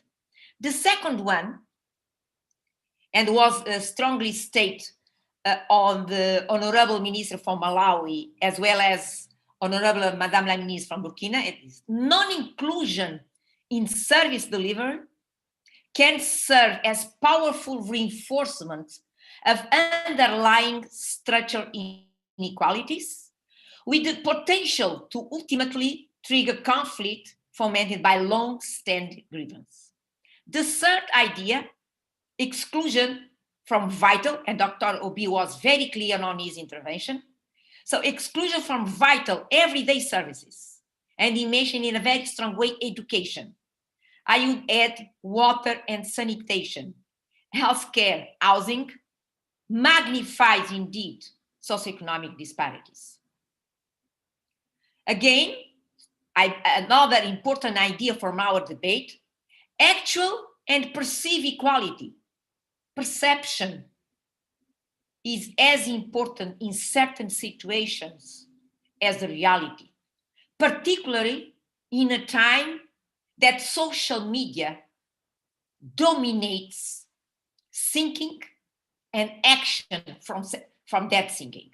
So actual and perceived equality, fairness, and non-corruption can only be achieved through meaningful inclusiveness in the process of service delivery at all stages, including, and I think this is important, diverse direct engagement, for example, in planning, budgeting, monitoring, and accountability. So we need to go beyond just providing the service by itself. The process of providing, the planning, the budgeting should also be inclusive. And of course, this should be combined with efforts to increase transparency in public service delivery. I do believe that the question of transparency in public service delivery will be critical in 2021, addressing vaccine distribution. After being under stress for more than a year, after COVID-19 pushed millions of people below the poverty line, to adopt transparency, equality in the vaccine distribution will be a huge source of stability in Africa. And of course, if you do not address inequalities in Africa, and my colleague Haruna was very eloquent in these regards, if you do not address inequalities in Africa, we risk sowing seeds for further divisions, frustrations, and instability. So we need to further strengthen our capacities in systemizing prevention orientation in planning and delivery. So I would like to finish to tell you that I believe that it's time for all of us, multilateral institutions, international finance institutions, governments, to pay a higher attention to institutions as an intangible asset of the development process.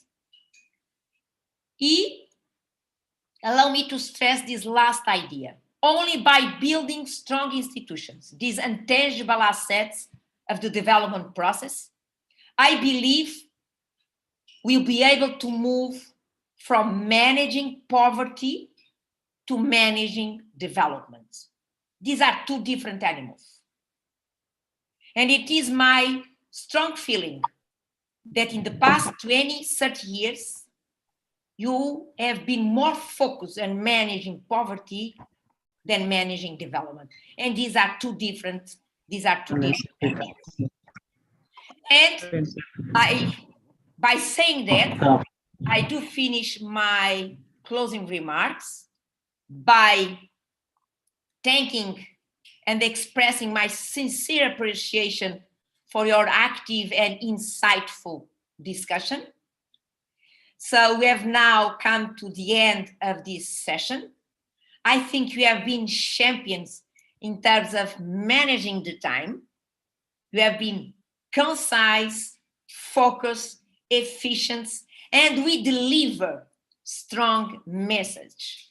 Thank you very much. Once again, I would like to thank all the speakers and all the panelists and attendees for such fruitful debate.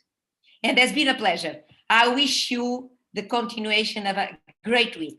Thank you very much. Thank you very much. The session is adjourned. Thank you.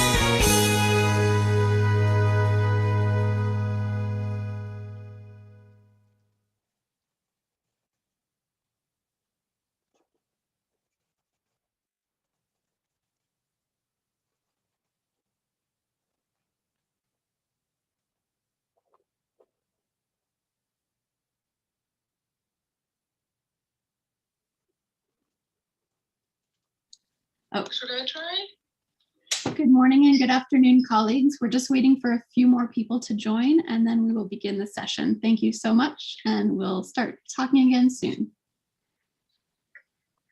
Thank you, Erica.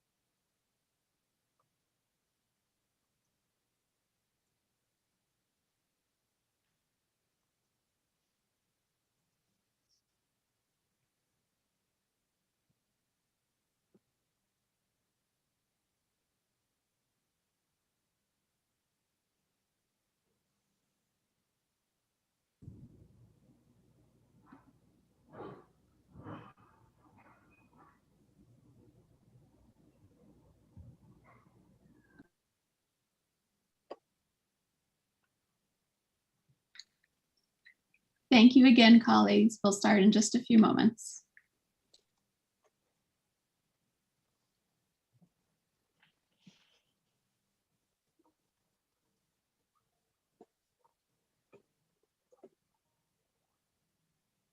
Hi, Uma. I'm good, thank you. Yeah, good. I just I was listening into the session this morning. It worked. It was really good. It was really excellent. Yeah. Excuse me, USG, everybody can hear you? Yeah. So yeah, just to tell you that I had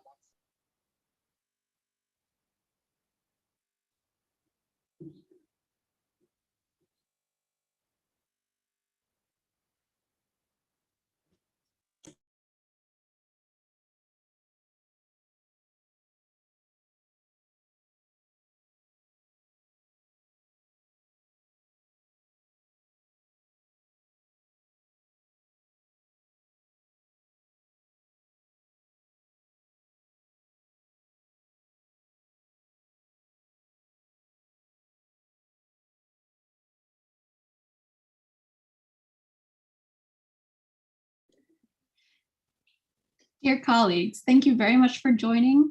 Madame, the floor is yours to begin the session. Thank you very much.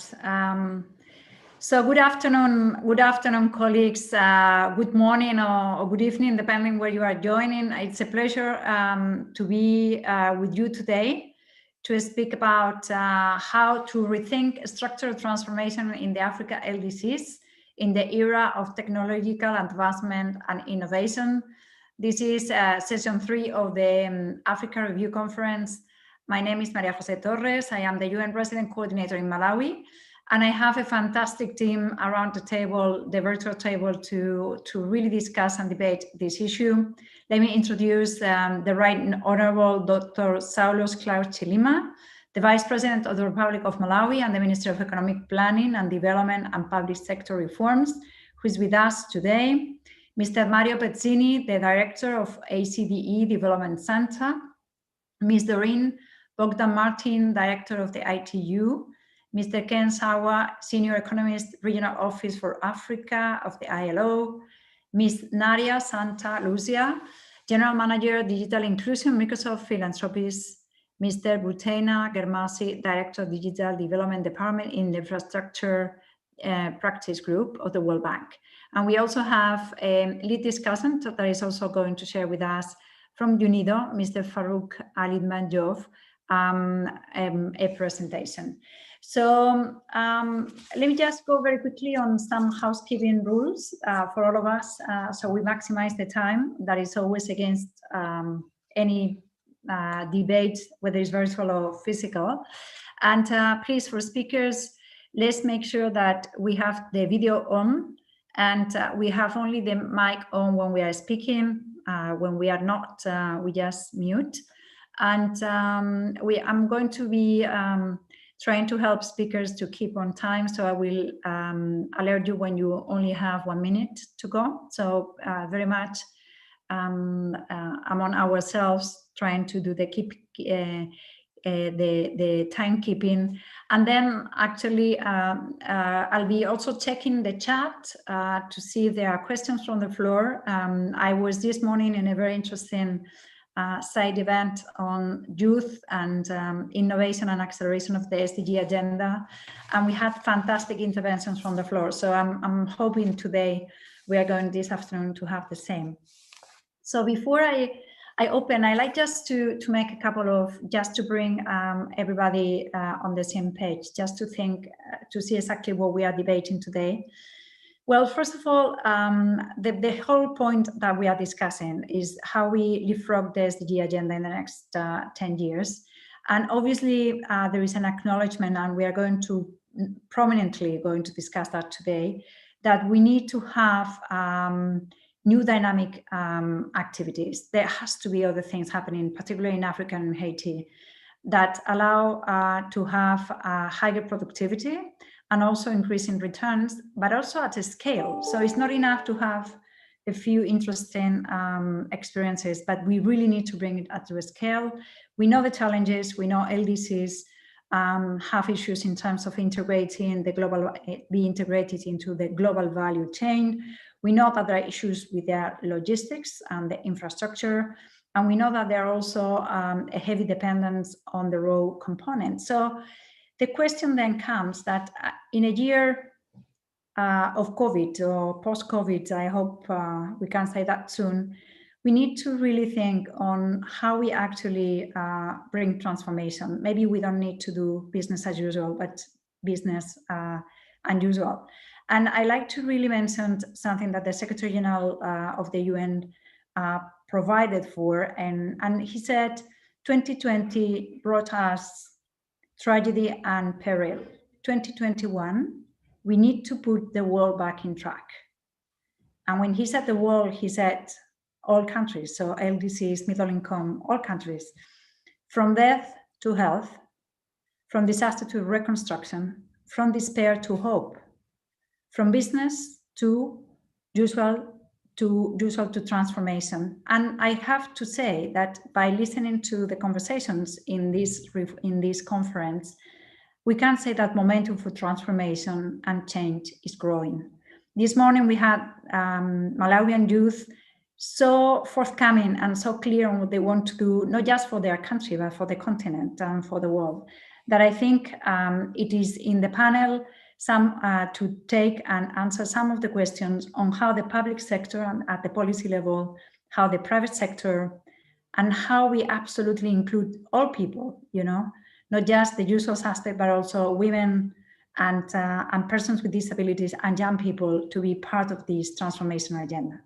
Thank you very much. I'd like to open the floor and invite Honorable Right Honorable Chilima, Vice President of the Republic of Malawi. Thank you very much, Vice President. The floor is yours.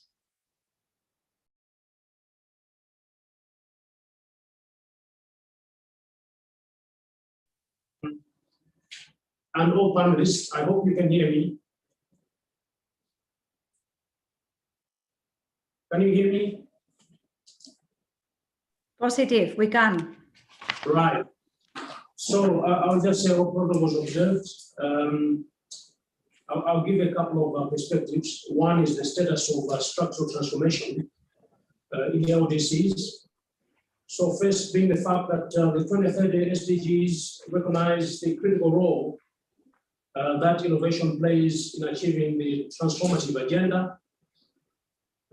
Second is to say that as such, Malawi and other African LDCs and Haiti should forget any meaningful development if we ignore structural transformation in this era of technological advancement and innovation. We will also discover, unfortunately, that our economies have one defining characteristic, that is the sole dependence on a limited export basis dominated by primary products in agriculture and mining, or in the mineral sector, which normally fetch very low prices on the international market. Now, what is Malawi's structural transformation agenda? In pursuit of the structural transformation agenda, Malawi has launched a new vision called Malawi 2063, launched last month. And the Malawi 2063 builds on the Vision 2020, which expired in December last year. And it actually has strategies that will position the country on a structural transformation path. The traditional basis for structural transformation has been the manufacturing sector, which is expected to be a major contributor to Malawi's economic growth and development, and will be reinvigorated to ensure strong and forward-looking linkages with sectors like agriculture and mining by promoting value addition.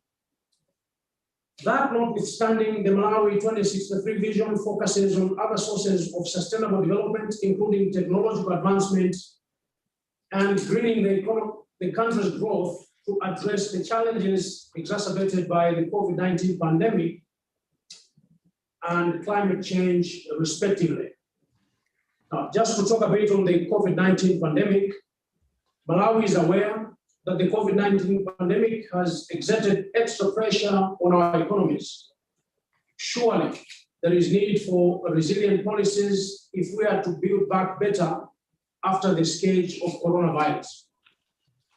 The pandemic has proven that technology and innovation in all sectors will be critical if the African LDCs and Haiti are to generate the required decent employment for our population, particularly among women, youth, and other marginalized groups. And what is the role of the state in development? Malawi's long-term development strategy is underpinned by an inclusive democratic developmental state philosophy, which will prioritize long-term growth and structural change, with the state playing an active role while having strong alliances with the private sector in addressing market failures. This includes having development trailblazer parastatals that run on business principles in strategic greenfield investments. And then the Malawi digital vision. We envision a country with world-class digital economy that is globally competitive with, among other things, very sound e-commerce, e-learning, e-health, and e-governance systems. Investment in technology and innovation infrastructure shall be promoted to increase digital access and technological absorption. Technology shall be embraced in a way that promotes inclusive development and financial systems. Financial services and products will be offered through diverse and modern digital platforms that are convenient, available, and accessible to everyone, especially those in the remote areas. Now, talking about structural transformation, clean growth, and recovery, I would like to encourage all of us to seriously think about structural transformation as we pursue the 2030 agenda for the SDGs. Building back better after COVID-19 is of paramount importance. As a matter of fact, it is not a multiple choice. Malawi is more determined in pursuing clean growth and sustainable development while incorporating technology and innovation policies so that we increase our productive capacity and achieve structural transformation.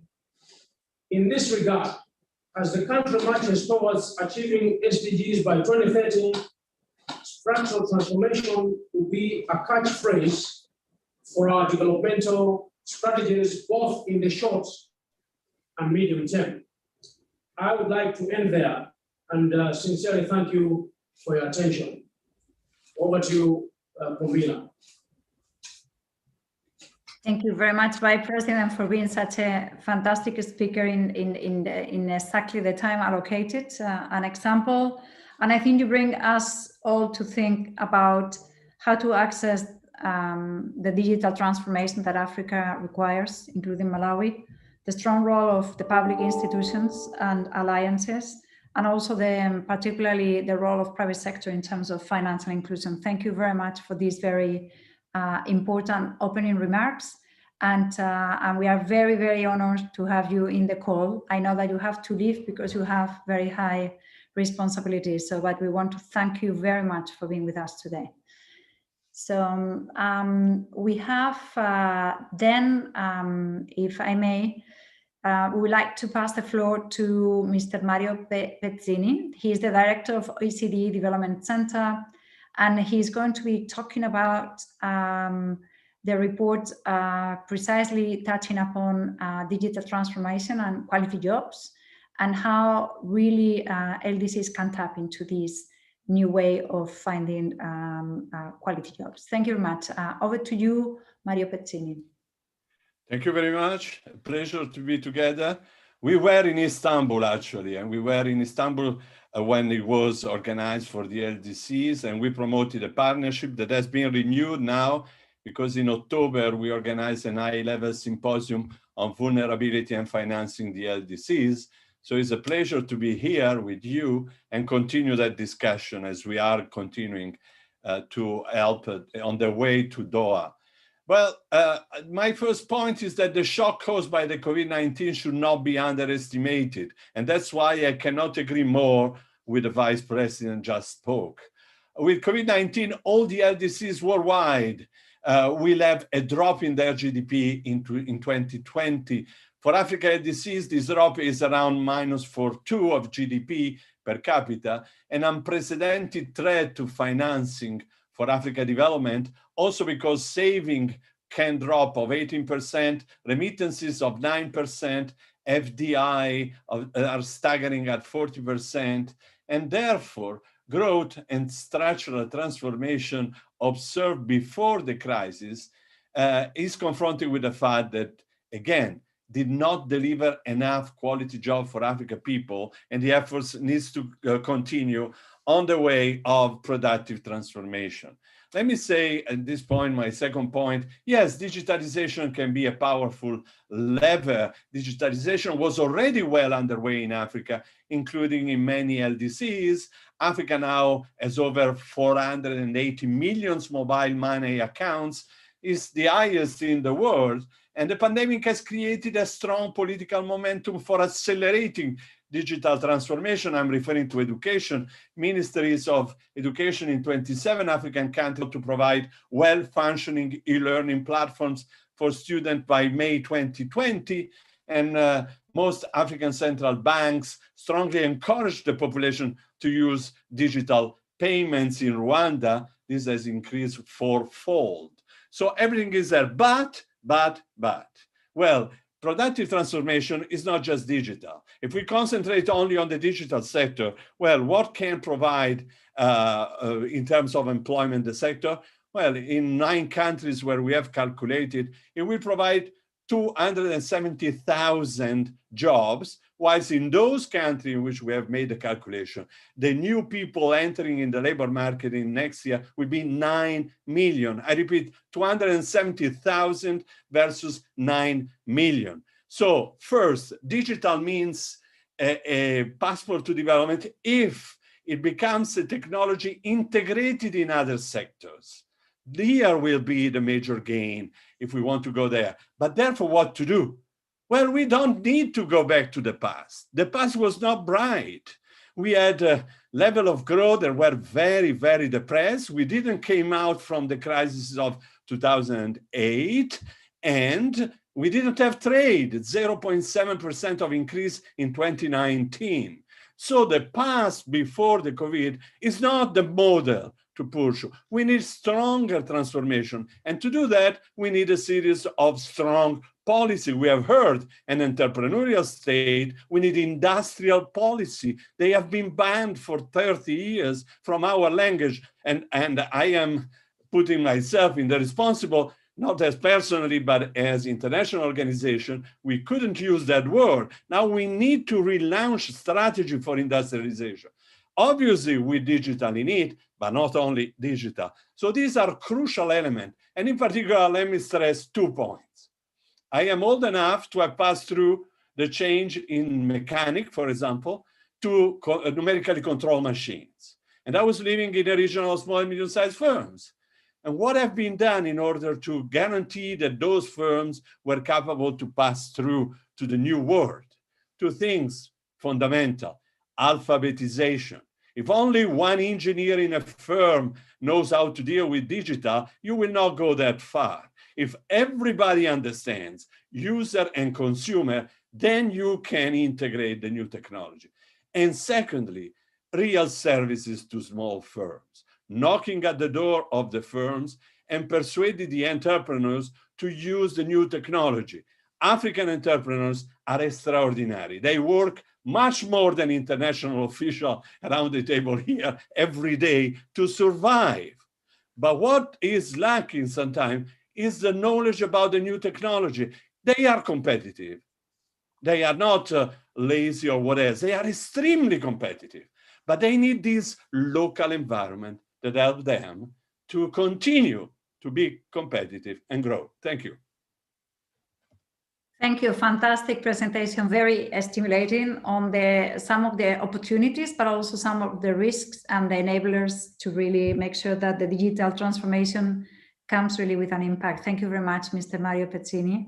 And thank you for being so respectful of the time. We have the next presenter is Ms. Doreen Bogdan-Martin, Director ITU. And okay, we are discussing how tradable high productivity services can really be drivers of growth for the LDCs. And if indeed ICT, tourism and agro-industry can see taking off and really expanding at a scale. So how we can, again, tapping in the questions raised by Mario, digitalization be made accessible and knowledge be accompanied this exercise. Thank you. Over to you, Doreen. Thank you, Maria Jose. Ladies and gentlemen, good afternoon, good evening, good morning. Emerging technologies are rapidly transforming development actions across all sectors and industries. Digital technologies, as we know, hold great promise for breaking down old barriers, as you said, Maria Jose, to make that leapfrog.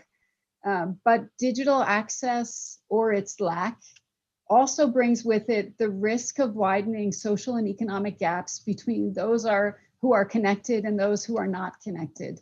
And to get a picture of where we are now, I want to share very quickly a couple of figures. ITU data shows that while overall mobile coverage for the African continent now stands at about 88% of the population, in LDCs, 17% of the rural population still have no mobile coverage at all, with a further 19% only covered by a 2G signal. LDCs are also falling progressively behind in terms of both broadband uptake and internet use, with just 33 mobile broadband subscriptions for every 100 inhabitants compared to 65 in developing countries. And only 19% of individuals in LDCs are using the internet compared to 44% in the developing world overall. And while uptake is higher among young people, a mere 38% of youth in LDCs are internet users. And of course, women in LDCs fare even worse, with only just over half the number of women online as men, at 15 and 28% respectively. That's the stat snapshot, but now I'd like to look at what lies at the heart of this growing digital poverty. Affordability is clearly one issue. Africa has the most expensive broadband in the world at an average cost of 11% of monthly GNI per capita. Being connected on the African continent is almost 3 times as expensive as the world's next most costly region, and more than 5 times the target of 2%, which was set by the Broadband Commission for Sustainable Development. Policy and regulation can play a major role here, and we need to look at strategies to drive down price reductions and discounts on capacity, airtime, and devices. We also need to look at alternative funding models for complementary access solutions, from infrastructure sharing to accelerating deployment of universal service funds, and really creating those right conditions for private sector investments. But affordability is not the only issue here. Lack of digital skills is now widely recognized as a formidable barrier to digital uptake. And this brings me to an example I wanted to share with you, and that is ITU's partnership with UNICEF called GIGA. It's about connecting every school on the planet to the internet and every young person to information, opportunity, and choice. And the GIGA team is working with governments to create investment opportunities for blended public and private sector funding, to build the infrastructure needed to provide universal access to every school, and perhaps most importantly, to equip learners with high quality, vetted, and safe content. The GIGA project will help children in LDCs to become true digital natives. But because schools can also serve as anchor points for the entire community, we've expanded the GIGA vision so that connected schools can also serve as digital skills training hubs. And we're working in Rwanda, in Niger, in Sierra Leone, and we're also in good discussions with Benin, with Togo, and Ethiopia.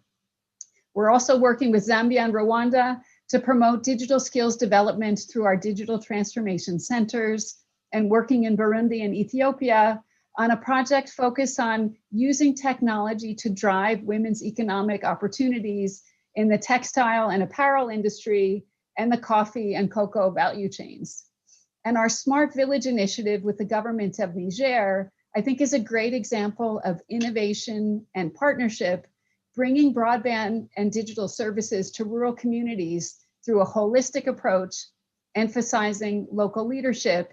And I think these examples pick up on Mario's point that digital is the passport to development, but not on its own, only if it's integrated with the other sectors. So ladies and gentlemen, bringing that transformational power of digital to the world's least developed countries will be a priority focus, as His Excellency the Vice President said, in Building Back Better. It will also be the focus of our upcoming World Telecommunications Development Conference that will take place in November, hosted by the government of Ethiopia. And at that event, we will bring governments, the private sector, development banks, and the global development community together to create an implementable roadmap to bring digital development opportunities to all.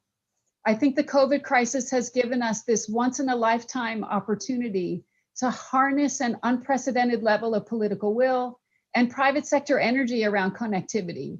And I would like to just warmly urge all of you to be part of this process. Join our preparations, the conference itself. It will then feed into the LDC5 conference in 2022. And let us all work together to forge a digitally enabled future for every African. Thank you very much. Thank you very much, Doreen. Fantastic presentation. Also very enlightening on the issue of just being aware of the risk of not leaving farther behind parts of the planet because the investments are not there, it's not affordable, they don't have skills. So we really need to continue using digital as bringing back better and less capitalizing the political will and think forward, as is the invitation. Thank you, this has been great. We are going now to Mr. Ken Shawa. He is the Senior Economist in the Regional Office for Africa of the ILO. And And actually, we wanted to get a bit inspired in terms of the future. I mean, Malawi has, as the Vice President has mentioned, the Vision 2063 of a middle income country. And I think that's the aspiration of African countries in the next 10 years. How is the future looking for these countries, and how these technologies can really affect the industries, and actually insisting on the issue of recovery after COVID, building back better. Over to you, Mr. Kensawa. Thank you very much. I would like to share the screen.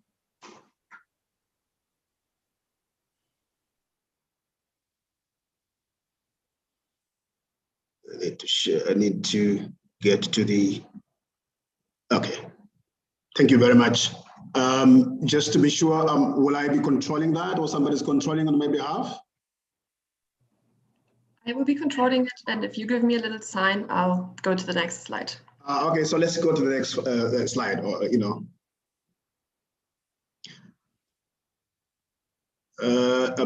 yeah, so thanks very much. I want to start by looking at the sources of growth that Africa has. So the first thing that I want to highlight here in this table is that the workforce in Africa will be a very important source of growth. You see on the table that the labor force participation has increased from the 2000s to 2018 to 2021 by to about 518 million. You see the labor force participation rates are still above 60%. And you also see that the sectoral employment still shows that agriculture is an important employer in Africa, and also services are coming second to employ, and the industry is lagging behind us. So we see here that the workforce will be a very important source of employment, a very good source of growth. But also the agricultural sector, because it already is the highest employer. But I think more importantly, labor productivity, which you can see in the graph there, the labor productivity growth is very, very low. So it tells us that if Africa has to grow, then we have got to do something on labor productivity. And already this ties with what others have talked about already in terms of skills and things like those. Next slide. Now, so what will these emerging technologies do to the industries?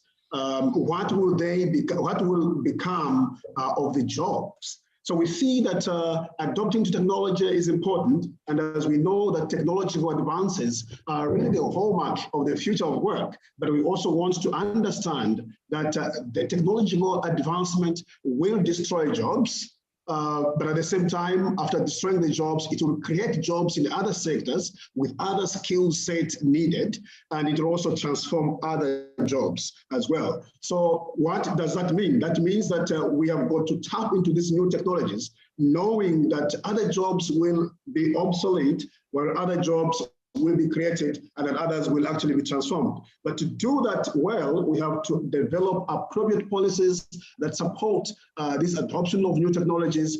We must put investments that actually support infrastructure. So we are looking here, for example, solar panels on top of a grass-thatched house. We are saying, let us have the right house so we can have a solar panel on a well-structured house, for example. Let's go to the next slide. Now, we are also asking, so what's the role of ICT or tourism or agro-industrialization in this whole process of development? What we're simply saying is that agro-industrialization will be important, is important, has been important, because it does reallocate labor and other resources from the labor-intensive and less productive activities to the more technologically intensive ones that are also more efficient. And therefore, industrialization, technological transformation will be important in supporting growth in Africa. But at the same time, we know that agro-industrialization does support modernization of agriculture. And once agriculture is mechanized, is modernized, that also, of course, affects or impacts positively on development. And in Africa, this is something that we really need. We have been working on agriculture. What we have not done is to agro-industrialize that sector. we need to do that. But we also know that the backward and forward technologies that are in agriculture are important because they give us the most important multiplier effects in affecting, job creation and value addition. Let's get to the other slide, please. Just a friendly reminder, 1 minute. Thank you. But also there is a question of whether tradable high productivity services are important. Yes, they are. They are potential to drive growth, but again, there are preconditions that matter. So let's go to the other slide. Now, what is missing? I think this is very important. What is missing in this whole agenda of industrialization, in this whole agenda? We do not yet have relevant skills. We must invest in skills that will be able to adapt to the technological advancement that we are promoting. We must invest in education. Others have said that already. We must invest in STEM, science, technology, engineering, and mathematics, and encourage our young people to look for jobs in the ICT sector. We must, in the spirit of the ILO Centenary Declaration and the Abidjan Declaration of the ILO, lifelong learning systems are important. We must institute them because we have got to be able to have the skills that will matter, that will be able to allow us to move. And then, of course, there are issues of coordination amongst ministries. There are issues of soft skills. Let's go to the other slide. Yeah, this is my last slide. What we're saying is, so what are the best practices to promote entrepreneurship, innovation, value addition in the digital sector? Yes, we must make sure that we support intellectual property rights. We must make sure that we have legislation that helps to improve the ICT innovation. We must ensure that our industries digitalize. We must ensure that entrepreneurship is policy within policy. It is mainstreamed in economic and employment policy. Thank you very much. Thank you very much, Ken. Very difficult to summarize so much information and tips, actually. I think it is very important, the point that you're making about technology having the potential to certainly create jobs or transform jobs, but we have to also be aware that we need to look into skills, education, science, technology, and lifetime skills if we don't want to destroy jobs. So I think it is a double edge, and you have made a very important case for continue mainstreaming and coordinating across government. Thank you. Excellent and inspiring presentation. And we are moving into, I think, private sector. We have now Ms. Nadia Santa Lucia. She is the General Manager for Digital Inclusion. And actually, this is quite an interesting presentation, since it's looking at how a private company as big as Microsoft is looking into LDCs and how they see from their perspective how the digital inclusion in LDCs can continue being expanding opportunities rather than increasing the gap. So over to you. Thank you very much, and thank you everyone. Good morning, good afternoon, good evening. It's such an honor to be on this panel. I'm learning a lot already, and I think a lot of the same and similar themes will definitely come through. And if you could switch to the next slide. Many of the panelists have already noted that around the world there has, just emerged one of the most challenging periods in our lifetimes. And just a few months and now throughout this year, we've had multiple challenges: a pandemic, global economic crisis with millions of people unemployed, furloughed, and otherwise impacted. And unsurprisingly, it's people that are hardest hit by the economic crisis are those that were, already struggling, that people living in poverty, women, people from underrepresented ethnic and racial minorities, people with disabilities, as many of the panelists have noted, and especially people from our world's least developed countries. So we know some of these jobs will certainly come back, but as the panelists have also noted, many won't. And even for workers that do return to jobs, they're going to return to a really different economy, a more digital economy. Again, panelists have noted that we had digital transformation changing already before COVID. I think in the first 2 months of the pandemic, our CEO Satya Nadella noted that there was more transformation, digital transformation in 2 months than there had been in the previous 2 years. So COVID is just really igniting and accelerating this digital transformation. In fact, if you look at we did our own Microsoft internal analysis, and we found that if all major industries digitally transform, so not just technology, technology, but as the panels have been saying, agriculture, financial services, manufacturing, if we all digitally transform, we actually believe the labor market can potentially absorb 150 million new tech roles by 2025. So these are roles in data, cloud, AI, software development, cybersecurity. And even if we're not even talking about those tech roles, we believe in the future, every job is going to be a digital job, requiring not only just literacy, but digital fluency. So, you know, for us, it's really important that digital skills is a critical piece of this inclusive economic recovery as we go into the post-COVID era. So if you could advance the slide. That's why right at the start of the pandemic, we, you know, our companies, LinkedIn, Microsoft, GitHub, we thought, how can we help? We know lots of people are losing their jobs. How can we make sure that, you know, individuals have the skills that they need during this COVID economy? So we launched this initiative, a global initiative to help 25 million people worldwide gain more digital skills. We've engaged over learners from over 231 countries, and we'll have a little update here in the spring about where we are and how much progress we've made. But very importantly, you know, in the African least developed countries, we've actually had learners engaged from every single one of those countries. And on the African continent itself, we've actually engaged over 1 million learners already. So what this initiative is really quickly, it's kind of like, I think, a theory of change on how we could approach skilling. It's looking at data from our LinkedIn economic graph to see what are actually the in-demand roles that are growing in the future, available now, and also can be achievable without a degree. So 10 in-demand roles were surfaced, and then we also surfaced free learning paths associated with each of those roles so that anybody could go, you know, they needed to be connected to the internet, so the ITU is this really important component. If they go to opportunity.linkedin.com, can go and start learning on any of those 10 pathways. They can then access low-cost certifications and or free certifications and certificates of completion from LinkedIn. And then finally, we also enabled, you know, really critical tools, those horizontal soft skills, job finding pathways, tips on how to interview. And then recently, LinkedIn has launched a way for you to put in your skills and then find a job that is most matched with your skills. If you go to the next slide, but we know that this is not, you know, just something, this initiative was really helpful and it's really fantastic, but we know that this is not something that one company can solve alone, a problem that we'll be able to achieve on our own.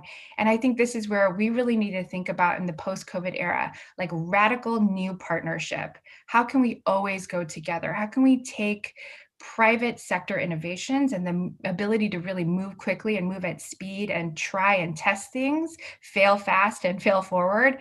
How do we take those solutions that really work and then really scale them via government? Because there's just no other way to scale that and have that motion. And then how do we take that scale and then land it in communities with NGOs and nonprofits? And we really need to do 3 of these things together so that we can really make that difference and go far. And finally, I just want to close with a story of a beneficiary who went through the content. This is Miss Mabogo. She lived outside of Johannesburg. Prior to the pandemic, she was in a door-to-door sales role. And of course, that job went away during the lockdown. And she was at home on her phone and found the Global Skills Initiative content on LinkedIn, did her own study course online. And with just a few classes, she has now started a new job as a customer service specialist. So, you know, I think this is like, it is for individuals like Ms. Mabogo that we need to really think outside the box in the future, do things in a different way, and really build back better, as the Vice President said. So thank you very much. Thanks. This has been also a fantastic way of looking at how private sector can bring innovation that can be embraced also at the national level. But I think it is acknowledged that both governments and NGOs need to be present. If not, we are not going to close the gap. And I think in terms of accessibility to all these possibilities, I think is critical as well. So the promise of 150 million tech roles, new jobs, I think is quite enticing. And I think we are all looking forward from the panel to see how we can materialize it, certainly in Malawi. Thanks very much. So we are now moving into Ms. Butaina Germazi. She is the director of Digital Development Department of the Infrastructure Practice Group. Ms. Germazi is going to be looking into, well, okay, what is urgent now? We are all listening that technological advancements and ICT services are critical.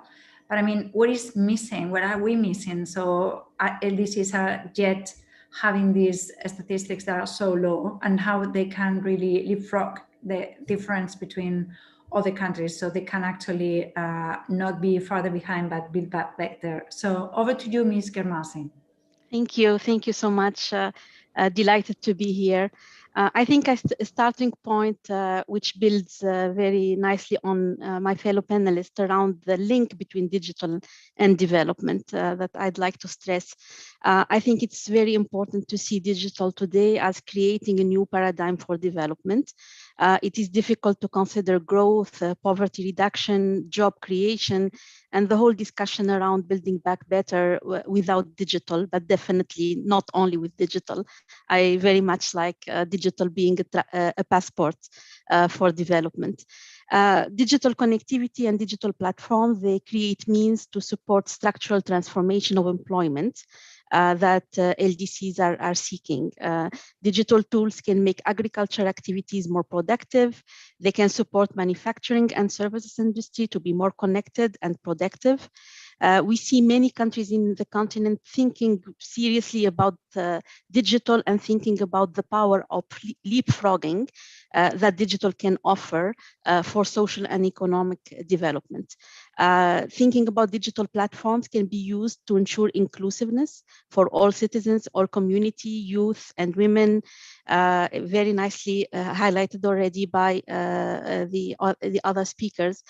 These efforts are also nicely happening at the national level, at sub-regional level, and at continental level in Africa.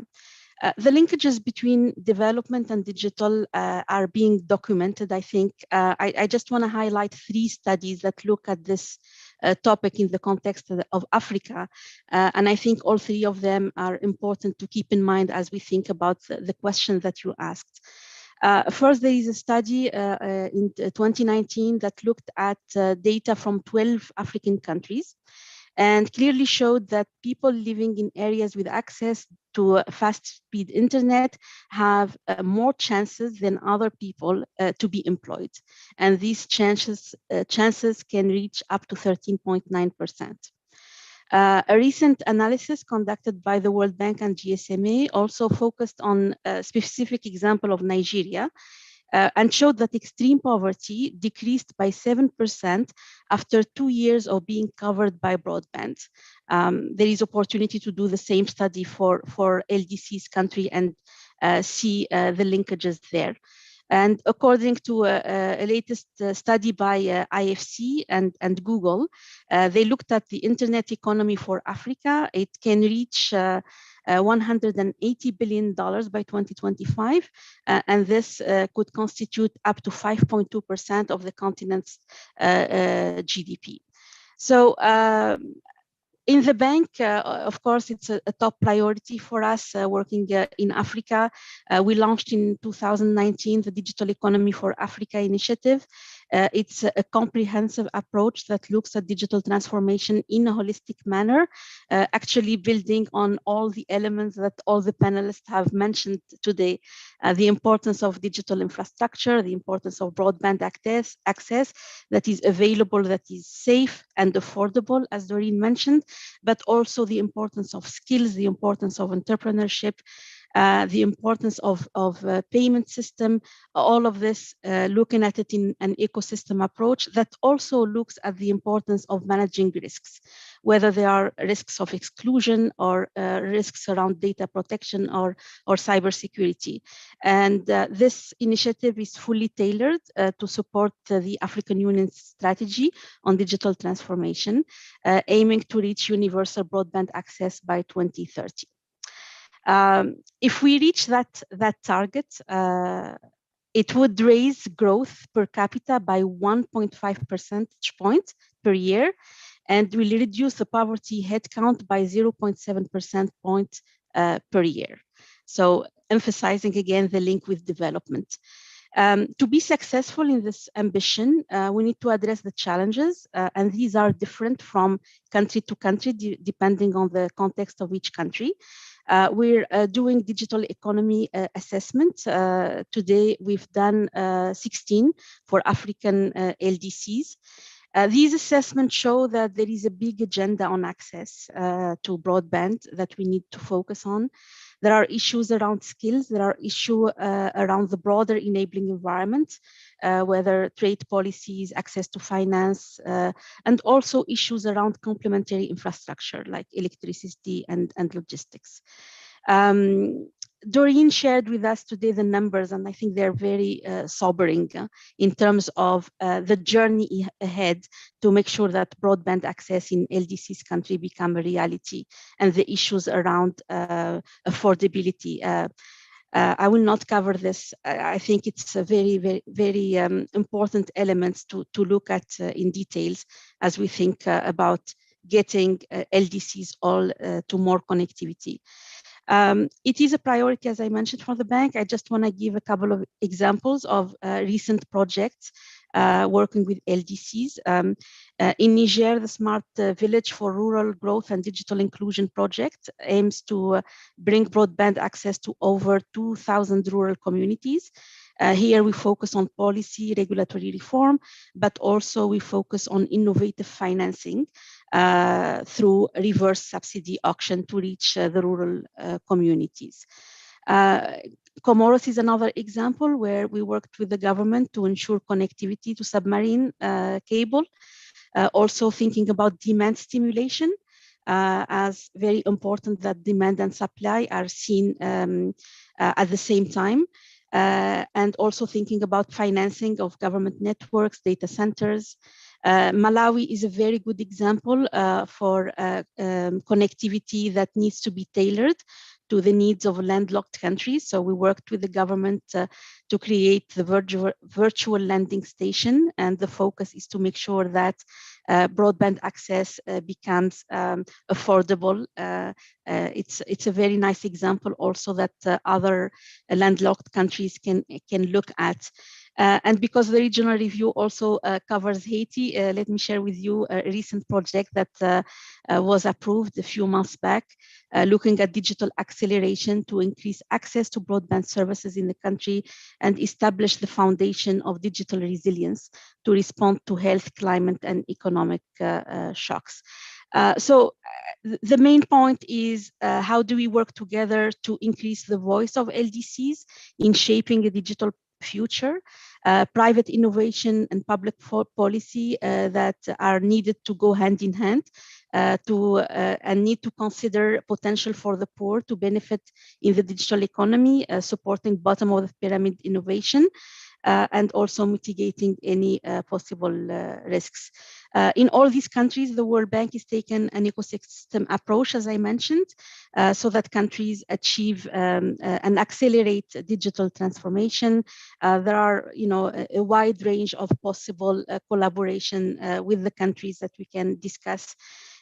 We look forward to further engaging with LDCs and coordinating closely with partners, with the UN, with development partners, with the private sector to multiply the collective efforts. I think it is collaboration with the different partners like the ones around the virtual table today that will be key for all of us to move the needle on the stubborn digital divide for LDCs. Thank you. Thank you very much.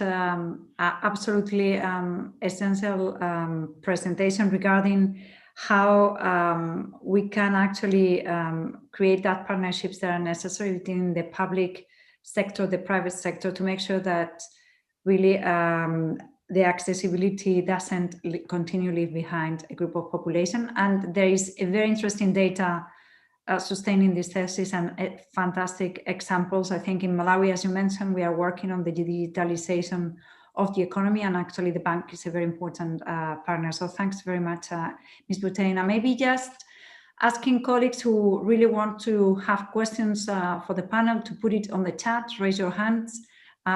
We are about completing the presentations, and my colleagues are going to indicate. We already have a question, I know, so if there are others, please go ahead. And we are now passing to our lead discussant, Mr. Farouk Alimjanov, who is the Industrial Development Officer within the Innovation and Digitalization Division at UNIDO.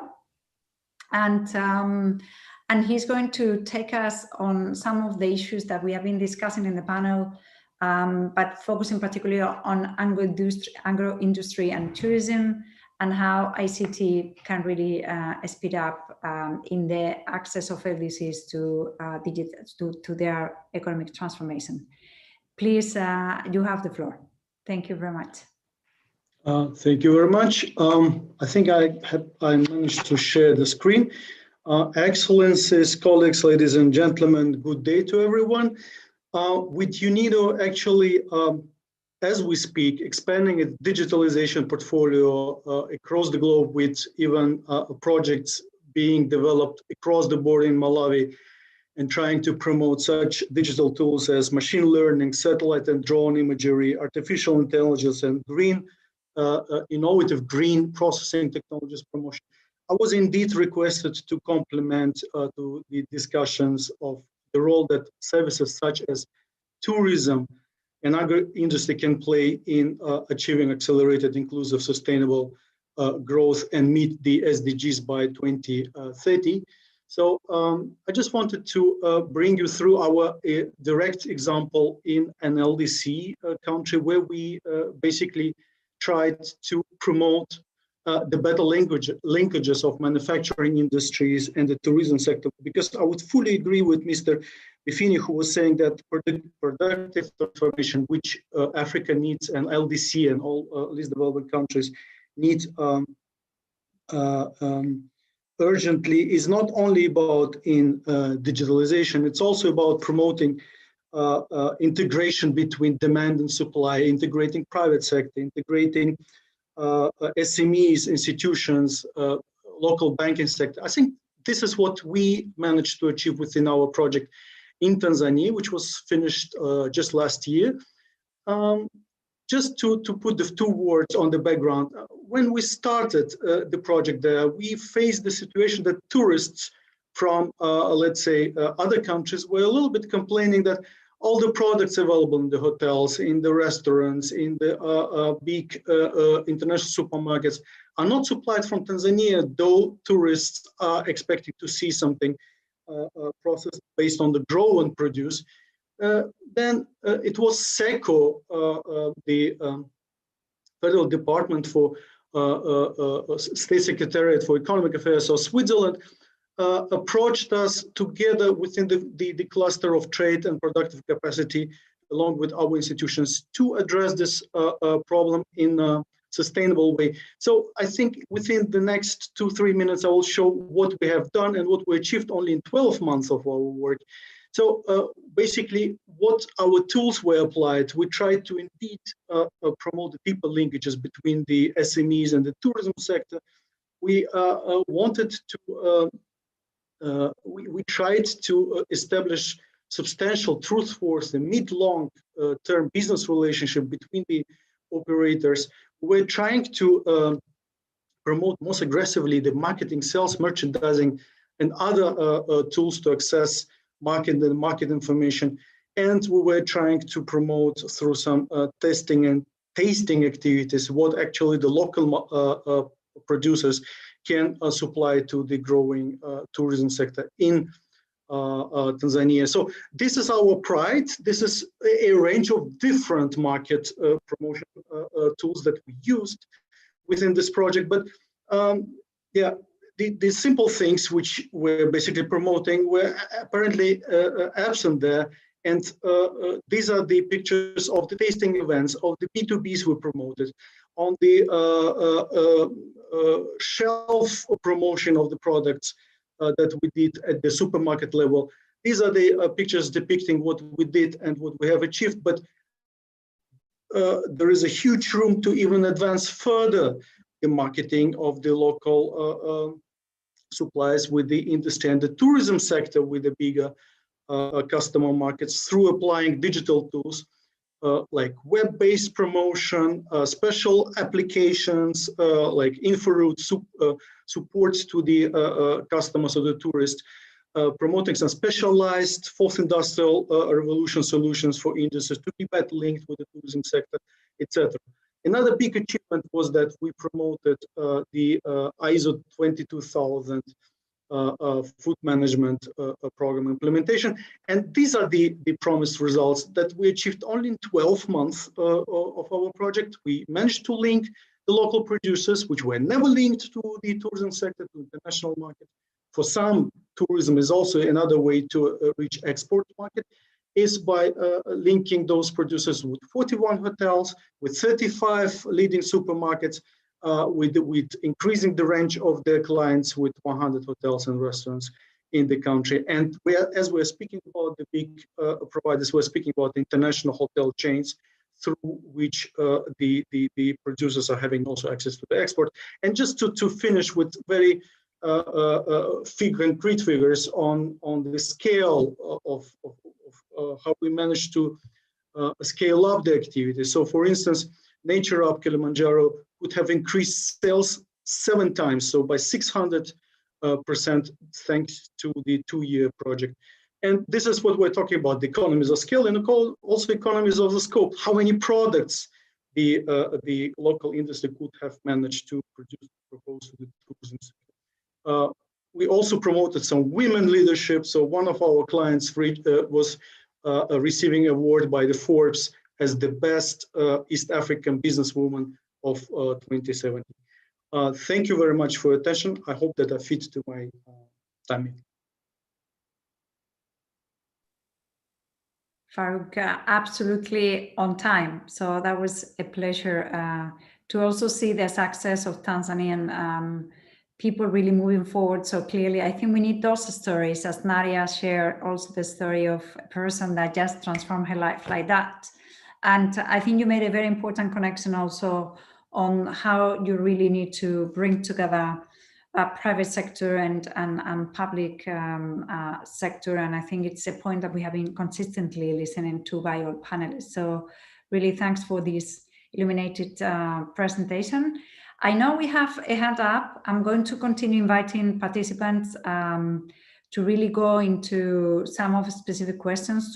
I think we have a top class panel that has really tackled the issues of technical access to new technologies, transformation. So really I invite you. I would like to open the mic for Edouard Mulberry, who is part of the attendees. So maybe if you can be unmuted and ask your question. Edouard, please.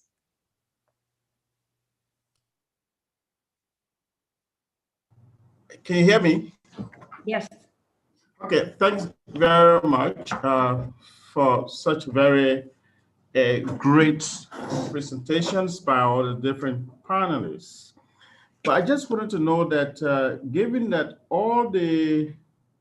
not all the least developed countries are even at the same level, some are going through wars, others are emerging from wars, and while others are progressively developing in terms of technology and innovations. What kind of strategy can be employed by governments and partners to bring LDCs at the same level in terms of those, technology and innovations? Thank you, Edouard. Could you please introduce yourself? Sorry. I'm Edward Mulberry. I'm the Executive Director for the Liberia Peace Building Office at the Ministry of Internal Affairs.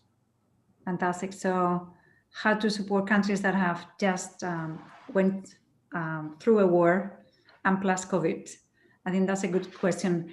Let's see if there are other questions. If there are any other questions from the chat, maybe my colleagues from the Office of the High Representative can mention that questions so panelists can respond. We don't have another question from the chat, but we have another raised hand by Mamadou Dia, who can now speak. Thank you. Amadou, please introduce yourself. Merci, c'est Mamadou Dia du ministère de l'économie et du plan du Sénégal. Point focal national pour le suivi du plan d'action. Comme l'ont évoqué les panélistes, la place importante des progrès technologiques et l'innovation dans la transformation structurelle de l'économie. Mais tout récemment, la pandémie de la COVID-19 a montré les limites surtout dans les paiements. Et ça a montré aussi le gap et les inégalités d'accès importants par rapport à l'accès aux technologies et à l'innovation. Et comme en Afrique, on a un capital humain à renforcer, et je pense que M. Ken Shawa, tout à l'heure dans sa présentation, en a parlé, le développement des STEM. Le développement des STEM. Aujourd'hui, quel est le lien qu'on doit faire, surtout en termes d'investissement, si on veut résorber le gap en termes de renforcement du capital humain, parce que sans un capital humain, on ne peut pas aller vers une transformation structurelle de qualité dans les paiements. Thank you. Thank you, Amadou. Thank you very much. There is another question that maybe we can open for the panelists to respond about rethinking structural transformation, and if we are rethinking what is exactly that is different. From previous theories of reducing digital. So I think we have 3 questions from Liberia, Senegal, and also Britina Diamet. I don't know where is, maybe you can introduce yourself in the chat. Is there any particular order? Would you like to take this question? Mario, please, go ahead. Thank you very much. I think that the question of Edward was very, very important. In other terms, if the LDCs are so different, how can we suggest for all the same type of solution? We can't. Actually, we thought that the process of modernization was organized along a similar trajectory, where the country that made it first with the machete can turn their head and tell to the other the path to follow. It's not that way. We are all different countries with different characteristics. So what we can do is to organize with country efforts to identify the specific trajectory, the specific strategies to develop, and how we can learn from the difference of the other. So what we desperately need is a table where country can come, sit, tell the story, and receive from peers suggestion and indication. So that's apply in particular also to LDCs, because many are depending from natural resources, other have manufacturing, other rely on tourism, and all these 3 sectors at present are in crisis. If you allow me, Amadou, je pense qu'il a adressé une question fondamentale, qui est la question des ressources humaines et comme elles sont indispensables maintenant pour la récupération. Or, je pense que confronté à la digitalisation, on doit lancer des gros campagnes, des gros efforts d'alphabétisation, comme je disais. Mais il y a aussi un autre point qui est émergé ce matin et hier au Forum Afrique que le président Macky Sall a lancé. Et le point est, on a désespérément besoin de formation technique. Technique signifie aussi des structures comme les community colleges aux États-Unis ou les polytechniques en Angleterre ou les services aux entreprises que l'UNIDO a étudié de façon aussi précise et bien en Baden-Württemberg. Tous ce type de structures sont désespérément nécessaires parce qu'on doit aider les PMI à avoir des services réels qui les aident à améliorer leurs compétences, leurs techniques et leurs forces de travail. Merci.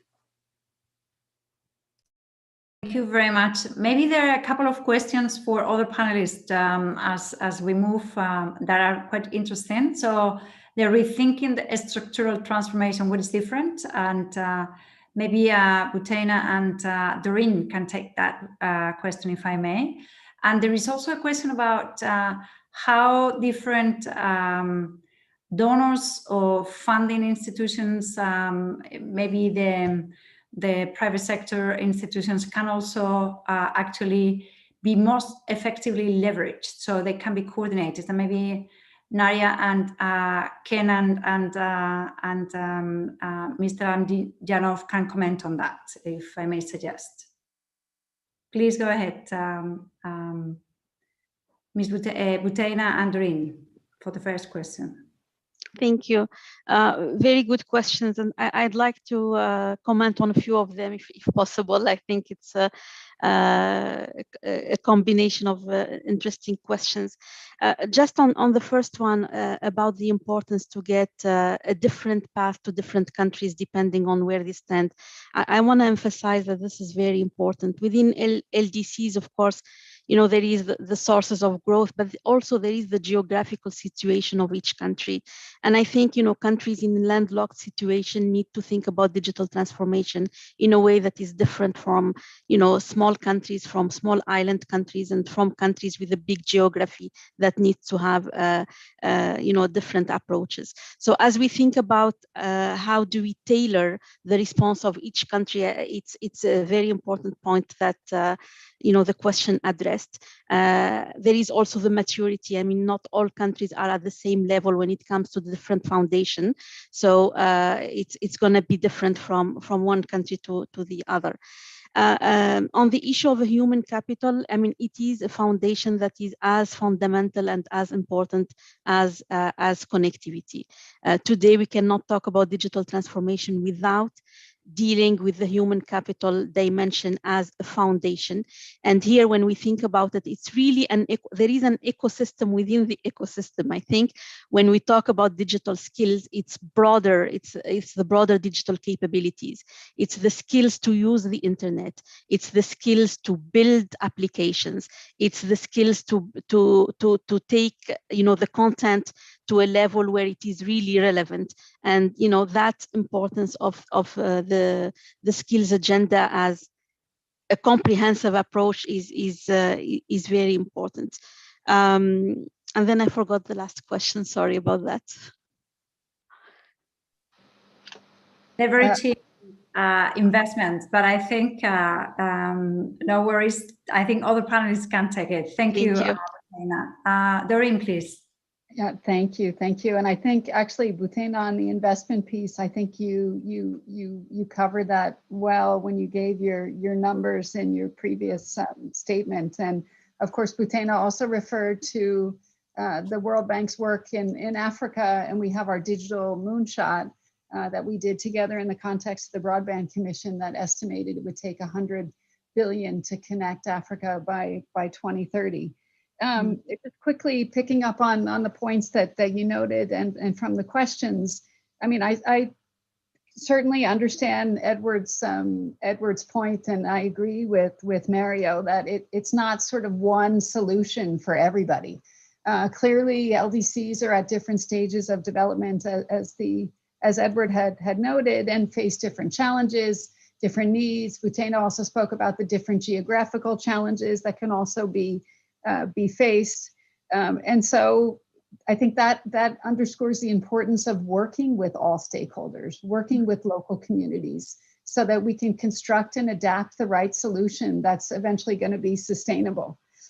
For us, we see that this whole of government approach is really critical, that it can't just be the ICT ministry working in isolation with other ministries. And that comes to the point about what's different. What's different now, and we can almost say thank you, COVID, is that COVID has put connectivity across every single sector of the economy. And so we can't look at this siloed anymore. We have to look at this holistically. So no matter what stage of development you're in, you do need to take this holistic approach. It's the only way that you can get economies of scale. You do need that enabling framework, and all of the speakers have stressed the importance of that skills piece, the human capital, the digital literacy, the digital fluency, and I think that's absolutely critical. On the UN Foundation question that I saw, I think it is important that donors and other funding agencies, that we try to bring them all together, because there's too much fragmentation. I think that was the intent with the UN Secretary General's Digital Cooperation Roadmap, in trying to bring players together around different themes. Of course, the revamp of the UN Development System and having the resident coordinators now responsible for bringing everybody together, that can also be one way that we can bring the other players together.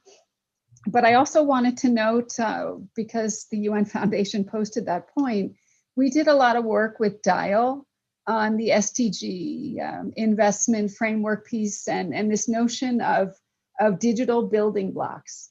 And so that you could take these digital building blocks and then you can reuse them and adapt them as local communities and other constituents would need. And I'm happy to share that link in the chat if anybody's interested to look at that work that we did together. Thank you. Thank you, Doreen. Please, Ken, go ahead. Thank you so much.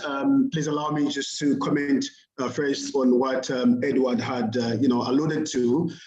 Indeed, in line with ensuring that we don't leave anyone behind, which is really a hallmark of SDGs, we have got something to do with countries that are at war or countries that are transiting from war. And in the ILO, what we have is we have a whole issue of fragility frameworks. And so we do have specific programs that target countries that are in fragile situations. For example, we have the Jobs for Peace and Resilience, which targets these countries to help them move from where they are to as close as possible to a situation that they can also be able to benefit from issues of digitalization, from issues of development, from issues of transformation. So we do that. And I think that is really important. So fragility is there, but we have got to sort it out. We have got to try and bring out the resilience that is important for us to be able to avail them, to be able to be ready to benefit from transformation. The other issue that I would like to comment on is about the coordination, the whole issue of coordination. Whether it has to do with donor funding or even at country level, I alluded to that in my presentation about coordination. We knows very well that the UN follows a very important approach at the country level through the UN country teams and through what we call the country cooperation assessments, which then give us priorities of being able to work together, put everything in a basket, and know the priorities of a country so that each one can come in and contribute to that. And I think that should continue. For countries that have not yet done those, if they could do that, it will be very useful for the development processes. The question that was about the private sector, I didn't quite get it, but I think the role of the private sector in technological transformation is very key. And we are simply saying that let governments do a very good job of facilitation, let the private sector come in, create jobs, use the industrialization tag, and make sure that people benefit. We do not want to leave anyone behind. Thank you. Thank you, Raj. Ken, Nadia, please. Yes, thank you. So I'll start with from the private sector perspective of funding and how do we, kind of engage the private sector even more so.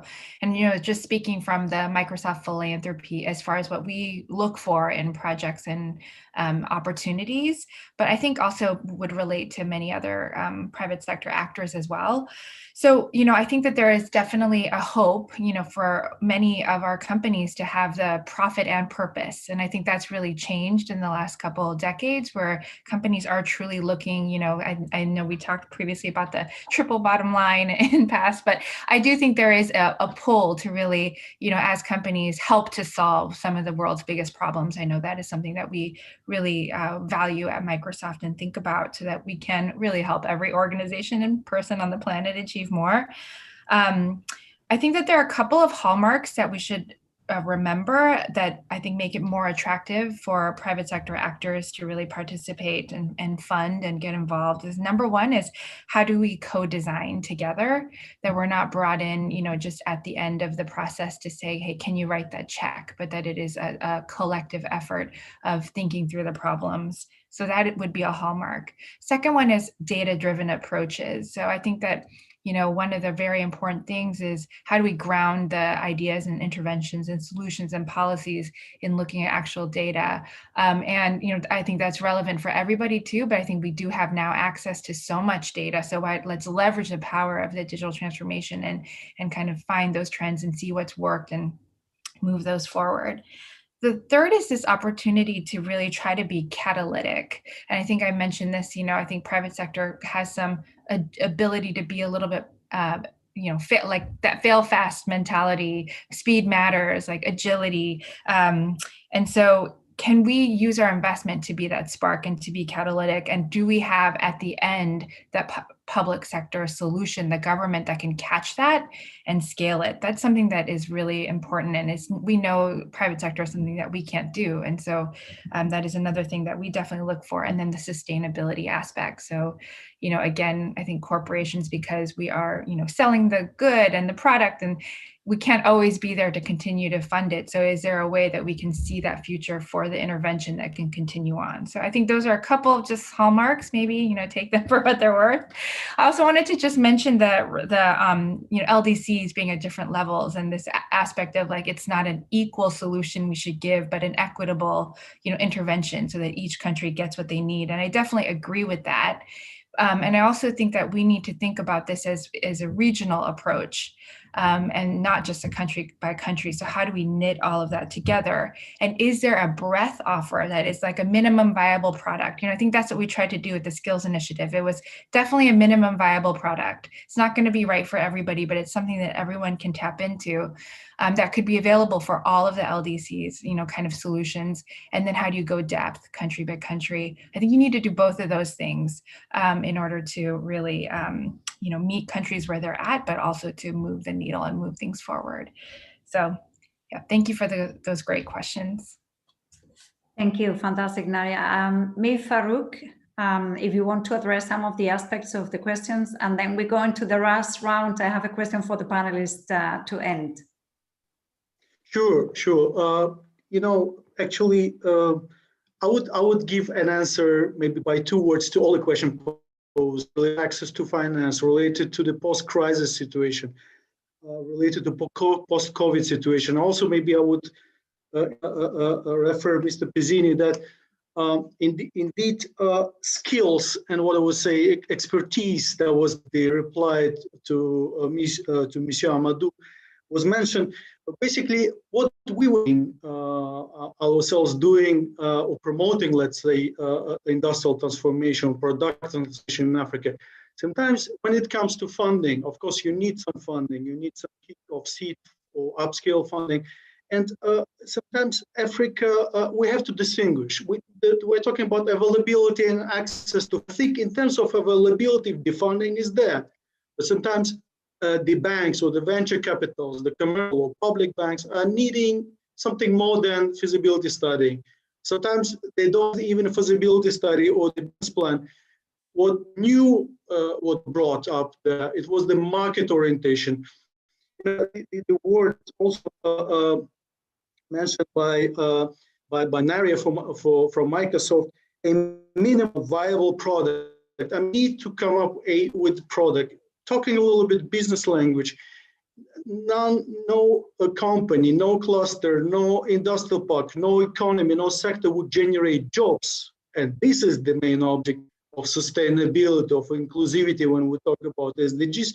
If these entities are not producing something which is commercialized. So we're there to help to identify to each country the unique advantage they have, they can build upon. They can use industrial design, they can use innovative tools, they can use digitalization tools. And through promoting such productive activities, I think it is a good opportunity also to restore intercultural exchange where, for instance, wars where there was also good experiences. And talking about the COVID time and the resilience, we also have some good experience how we managed to help companies not to stop, to continue their businesses, to take the challenge as an opportunity and even to expand, to adapt to what needs, at least in the PPE business or in textile sector. So I think expertise and skills, this is needed. And thank you so much, Mario, for mentioning les centres d'appui au secteur industriel, which you need are basically very famous with and trying to promote in the continent on all the LDCs. And we're ready to join hands with our partners, with our private sector partners, with the government partners to extend this. Thank you. Oh, thanks very much, Farouk. We have one question for Mario Petzini in the chat, and then we will initiate the last round. I have a couple of questions for the panelists. So maybe this, because it's for Mario, I like to read it. It's in the chat, but if tech and digitalization will only work in the context of relative protection of LDCs' protected capacities from global markets and more emphasis on intra-regional trade.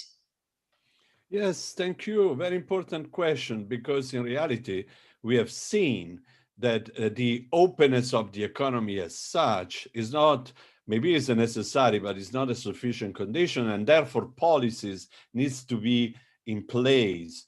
In this respect, I think that certain strategies may also include not the protection, but the help to firms to establish, to be created, and to grow, at least to a point in which they can be exposed to external competition.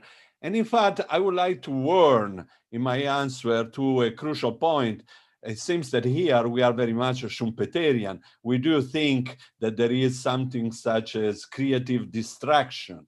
I would like to prevent now to think that there is also a deus ex machina. In other terms, that the digitalization in itself will solve all the problem and the market then will adjust for what remains to be addressed. It's not enough. We need strong policy and strong strategy to accompany this mechanism and how to put them in place. Here I would like to go back to a very crucial point that Doreen, under my point of view, raised when she tried to answer your question on financing.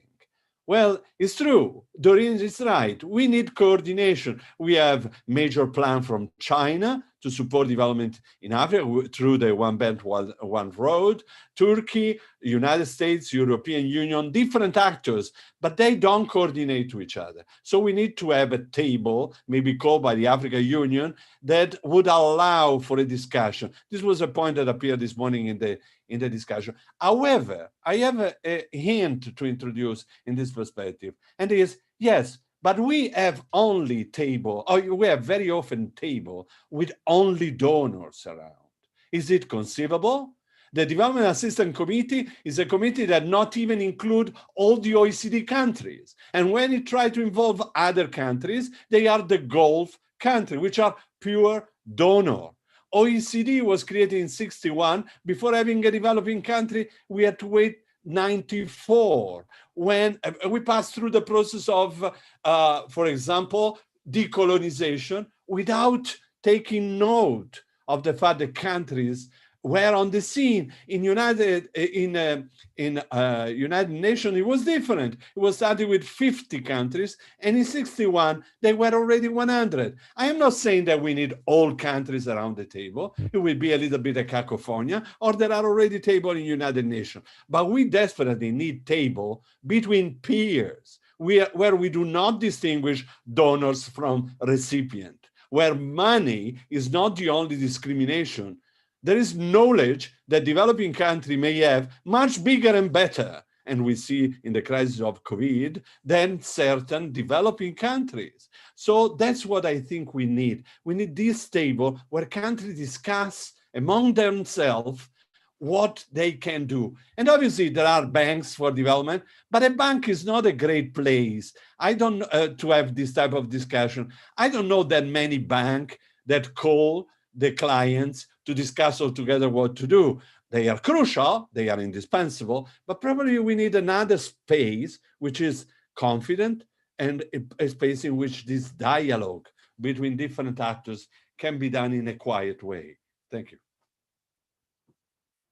Thank you. There is a very specific question to Tena in the chat about how can the World Bank, or in general the banks, help accessing finance to the less developed countries, so actually they can close the gap. Thank you. So the access to the resources can be through the governments, working with the governments through the bank, and also working with the private sector through the IFC. And you know, the way we do it, it's actually something that the governments need to prioritize in their strategy, prioritize that digital is important in their development strategy. And it starts by a discussion about this ecosystem approach that I mentioned. What are the key elements that the government needs to focus on, whether it's infrastructure or skills or digital financial service or digital ID or a combination of all. So we have projects that have a 360-degree approach to digital transformation if the government wishes to go that route. We have also some requests from countries saying, I want to take one particular sector and I want to go deep into that sector. So e-agriculture, e-health is another example. And in this, we work very, very closely with IFC, because this is definitely a sector where the public alone and the private alone cannot do it. So it's a combination of thinking about public approaches and private approaches that need to go hand in hand. And it is very important to make sure that there is full ownership of this by the countries and by the region. And you know, the example of the Africa digital strategy is a very good example of how the region own this and put development partners, all of us, to the task.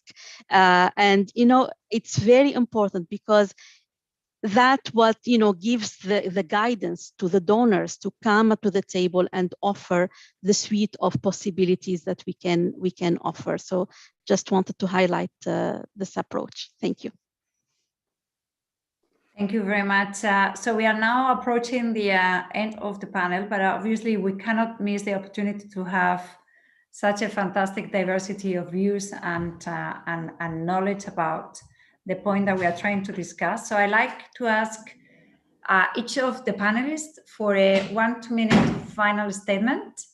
And the question that I would like to raise is, if there was one thing, and I know it's difficult because systematically, I think all of you have been trying to find the connections of one thing and the other. But if there's one thing that LDCs and development partners should focus on, what would that thing be? And second part of the question is, if there is one missing priority that you are seeing in the program for action of LDCs, if there is one priority that cannot be missed in the next program for action of the LDCs, what that priority will be. So one area to focus for development partners and countries, one priority that should absolutely be in the next 10 years program of action. And I'm going to suggest the same participation as in the list of participants, just to make sure that I go in order. So maybe Mario Petzini, if you can start. Yes, Maria, I have to confess to you that I am very much preoccupied for social issues and tension that we see appearing even before the crisis of COVID. And here, just not to make diplomatic mistakes about Africa, let me quote Chile, where we saw that there was the social contract went broken. This would be the dimension that I think we need also to discuss, that you are asking for. And therefore, the proposal that you are asking for, where if it is true that we are facing a crisis of the social contract, a potential or real, something similar to what we saw in Tunisia after the Arab Spring, then I think that we need to figure out tools that will allow us to provide voice, because what the people ask in the street is voice in developing countries in Africa as well as in developed countries. And what is the tool?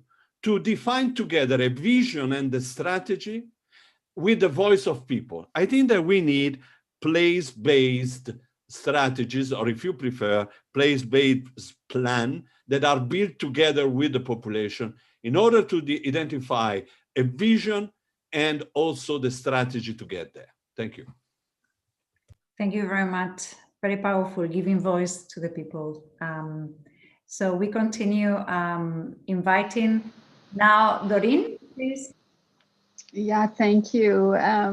So in terms of the first part of your question, the one focus area, I think my suggestion in terms of focus would be on youth. And I think you're already doing that. As you mentioned, you had a great youth session this morning, and with the incredibly large youth population, with 60%, if I understand, of the population under the age of 25, that I view as the greatest opportunity for the region. So I would say a focus on youth. In terms of the perhaps one priority area that would not have been included in the previous plan of action, that's kind of a hard one, because I think the previous plan did include infrastructure, expansion of electronic services. Maybe what it didn't include was this data-driven decision-making that Naria mentioned. I think that whole importance of having the data and using that for decision-making perhaps is an element that should be added. Thank you. Wonderful, thank you, Doreen. Ken, please. Oh, thanks, Maria. For the first one, I think we need to focus on skills development. We have seen what COVID has done in Africa, particularly, where most of the affected have been people or workers in the informal economy. And one reason is that they tend to have low skills and they are not able to advance into formal jobs because they may not really access those jobs because of their skills. We need to focus on skills, and particularly that we are looking here about technology advancement. We just need those skills. In terms of priority, I think we should enhance the issue of fragility. Africa, most of our African, well, not most, a good number of African countries are in fragile situations. And that affects the ability to participate fully in development. We need to put that as a priority to build that important resilience. Thank you. Great, thank you very much, Ken, for being so brief and I think to the point. Naria, please. Okay, I'm going to cheat a little bit. I'm going to say on the focus area that we need to have a unified kind of theory. I think for me, it's about the skills at the end, but in order to have that, you also need the connectivity, devices, and you also need the skills to use all that. So it's like, how can we do those three things together, maybe as a focus? So sorry about a little bit of cheating. And then number two, on the priority, I think I'm going to have to go agree with Mario. I mean, I think the thing that we can do differently this time, emerging from all these crises, like I know that we've taken many approaches, but how can we center on the voice of the people that we're trying to serve? And ask them for the solutions, because they are living the truth and they know what they need, and how can we truly listen and integrate that voice into the decisions and interventions and policies that we pursue. Thank you. Thank you very much. Butena? Thank you. And I'm also going to use the same approach as Naria. I think it's not one focus. It's not one priority. I think thinking about supply and demand at the same time, we need to make sure that there is a good infrastructure and it is affordable, but that infrastructure is meaningless if there is no content that fills those pipes. And those contents cannot happen if there are not the skills behind it. And it doesn't matter at the end of the day if those solutions do not address the local needs. So it is this ecosystem approach, a narrative that brings the element together, as I think is a top a priority. And the addition is basically taking advantage of the situation that we're in today. And I think Doreen mentioned it very nicely. COVID really took the agenda to the next level. We moved from asking why digital is important, which was the question, last time we were talking about digital, to the question about how do we do it in a way that is fast and get us the results that are needed. And I think for that, thinking differently about collaboration, it's collaboration between the public and the private, a new approach. It's a new partnership, I think, where each one brings something very important. It's a different way to collaborate among the collaboration among the partners. Within country, it's the collaboration between the ministries, having this as a mandate with all the other ministries from the other sectors. So a different approach to collaboration, I think, is a good addition to how we think about the topic. Thank you. Wonderful. Farouk, please. Thank you so much. It was indeed a challenging one, but let me maybe swap the order between focus and priority, or you might apply both to the focus and priority. I think in 2 words, sustainable competitiveness, not only based on what we traditionally say on comparative advantages of least developed countries, but we are introducing what we call intellectual value added or intangible value added. Let us also take advantage on traditions, on human, women, and youth capital, which is unique in each LDC. And with that, I think the big transformation could be achieved. More jobs could be created, more uniqueness, more special advantages for each LDC could be found. And I think the strategies have to be more implementation oriented, or when thinking policies, we have to think about already action plans and try to be focused more on implementing those policies. The good policies are there. Let's go for implementation. Thank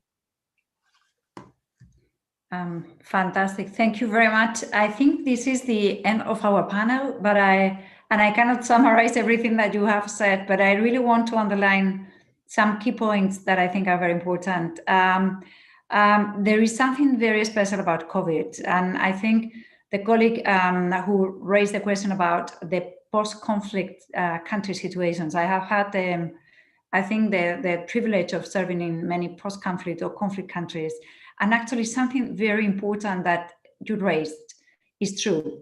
It is about inclusivity and making sure that the voice of people is listened. A war context normally is about, creating no space for those who have the force of guns. And here we are talking about the power of technology to open a space for expressing in a transformative and positive ways of thinking. And I think this is so powerful, and it is new actually, the way in which young people can really bring about change in TikToks or in the social networks. I think is quite interesting.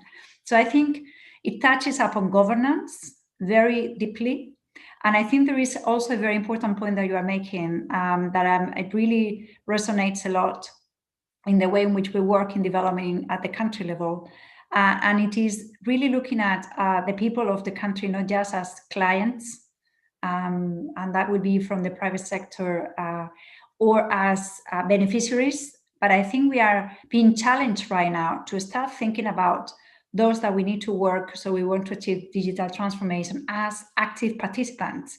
And that's where the point about young people that you are making, it's so critical. So if you look at Africa, honestly, how can you transform Africa if most of young people is part of the informal sector and yet have no opportunity? So absolutely, I think we are, I think it was mentioned, I think the issue of the fragility needs to be addressed, as you pointed out, very clearly on a whole of the country approach. I would even take the point that some of you were making about a continental approach. I mean, it should go beyond. If you look at Malawi integrated in the region of Zambia, Mozambique, Zimbabwe, but also South Africa and beyond. So I think maybe that's something that LDCs in itself cannot develop, but it should be part of a broader community.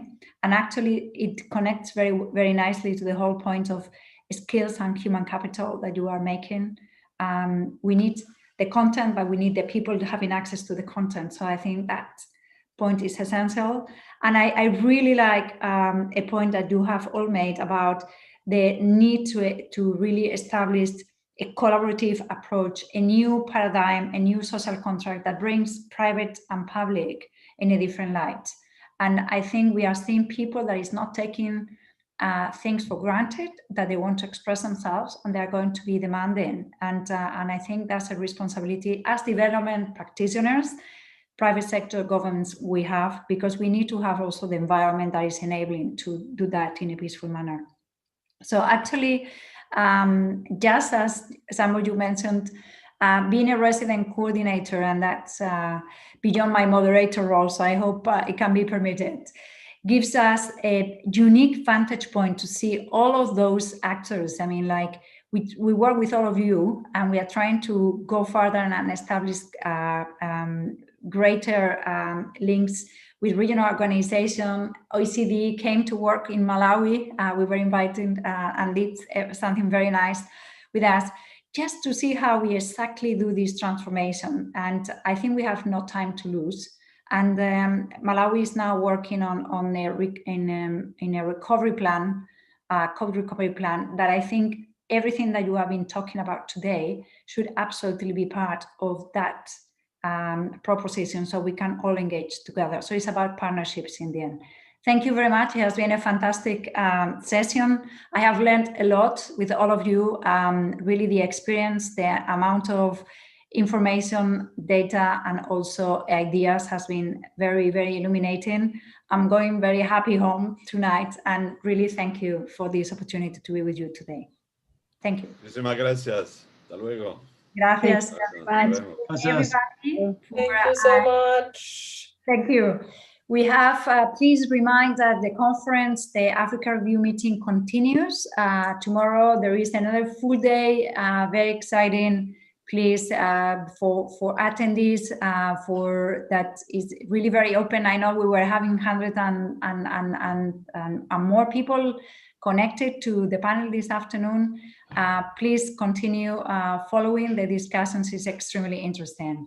And to the government of Malawi, really thank you very much for their hosting and for all the efforts to make this conference so meaningful. Thanks. Thank you. Thank you. Thank you. Everyone. Do well. Bye-bye. Bye.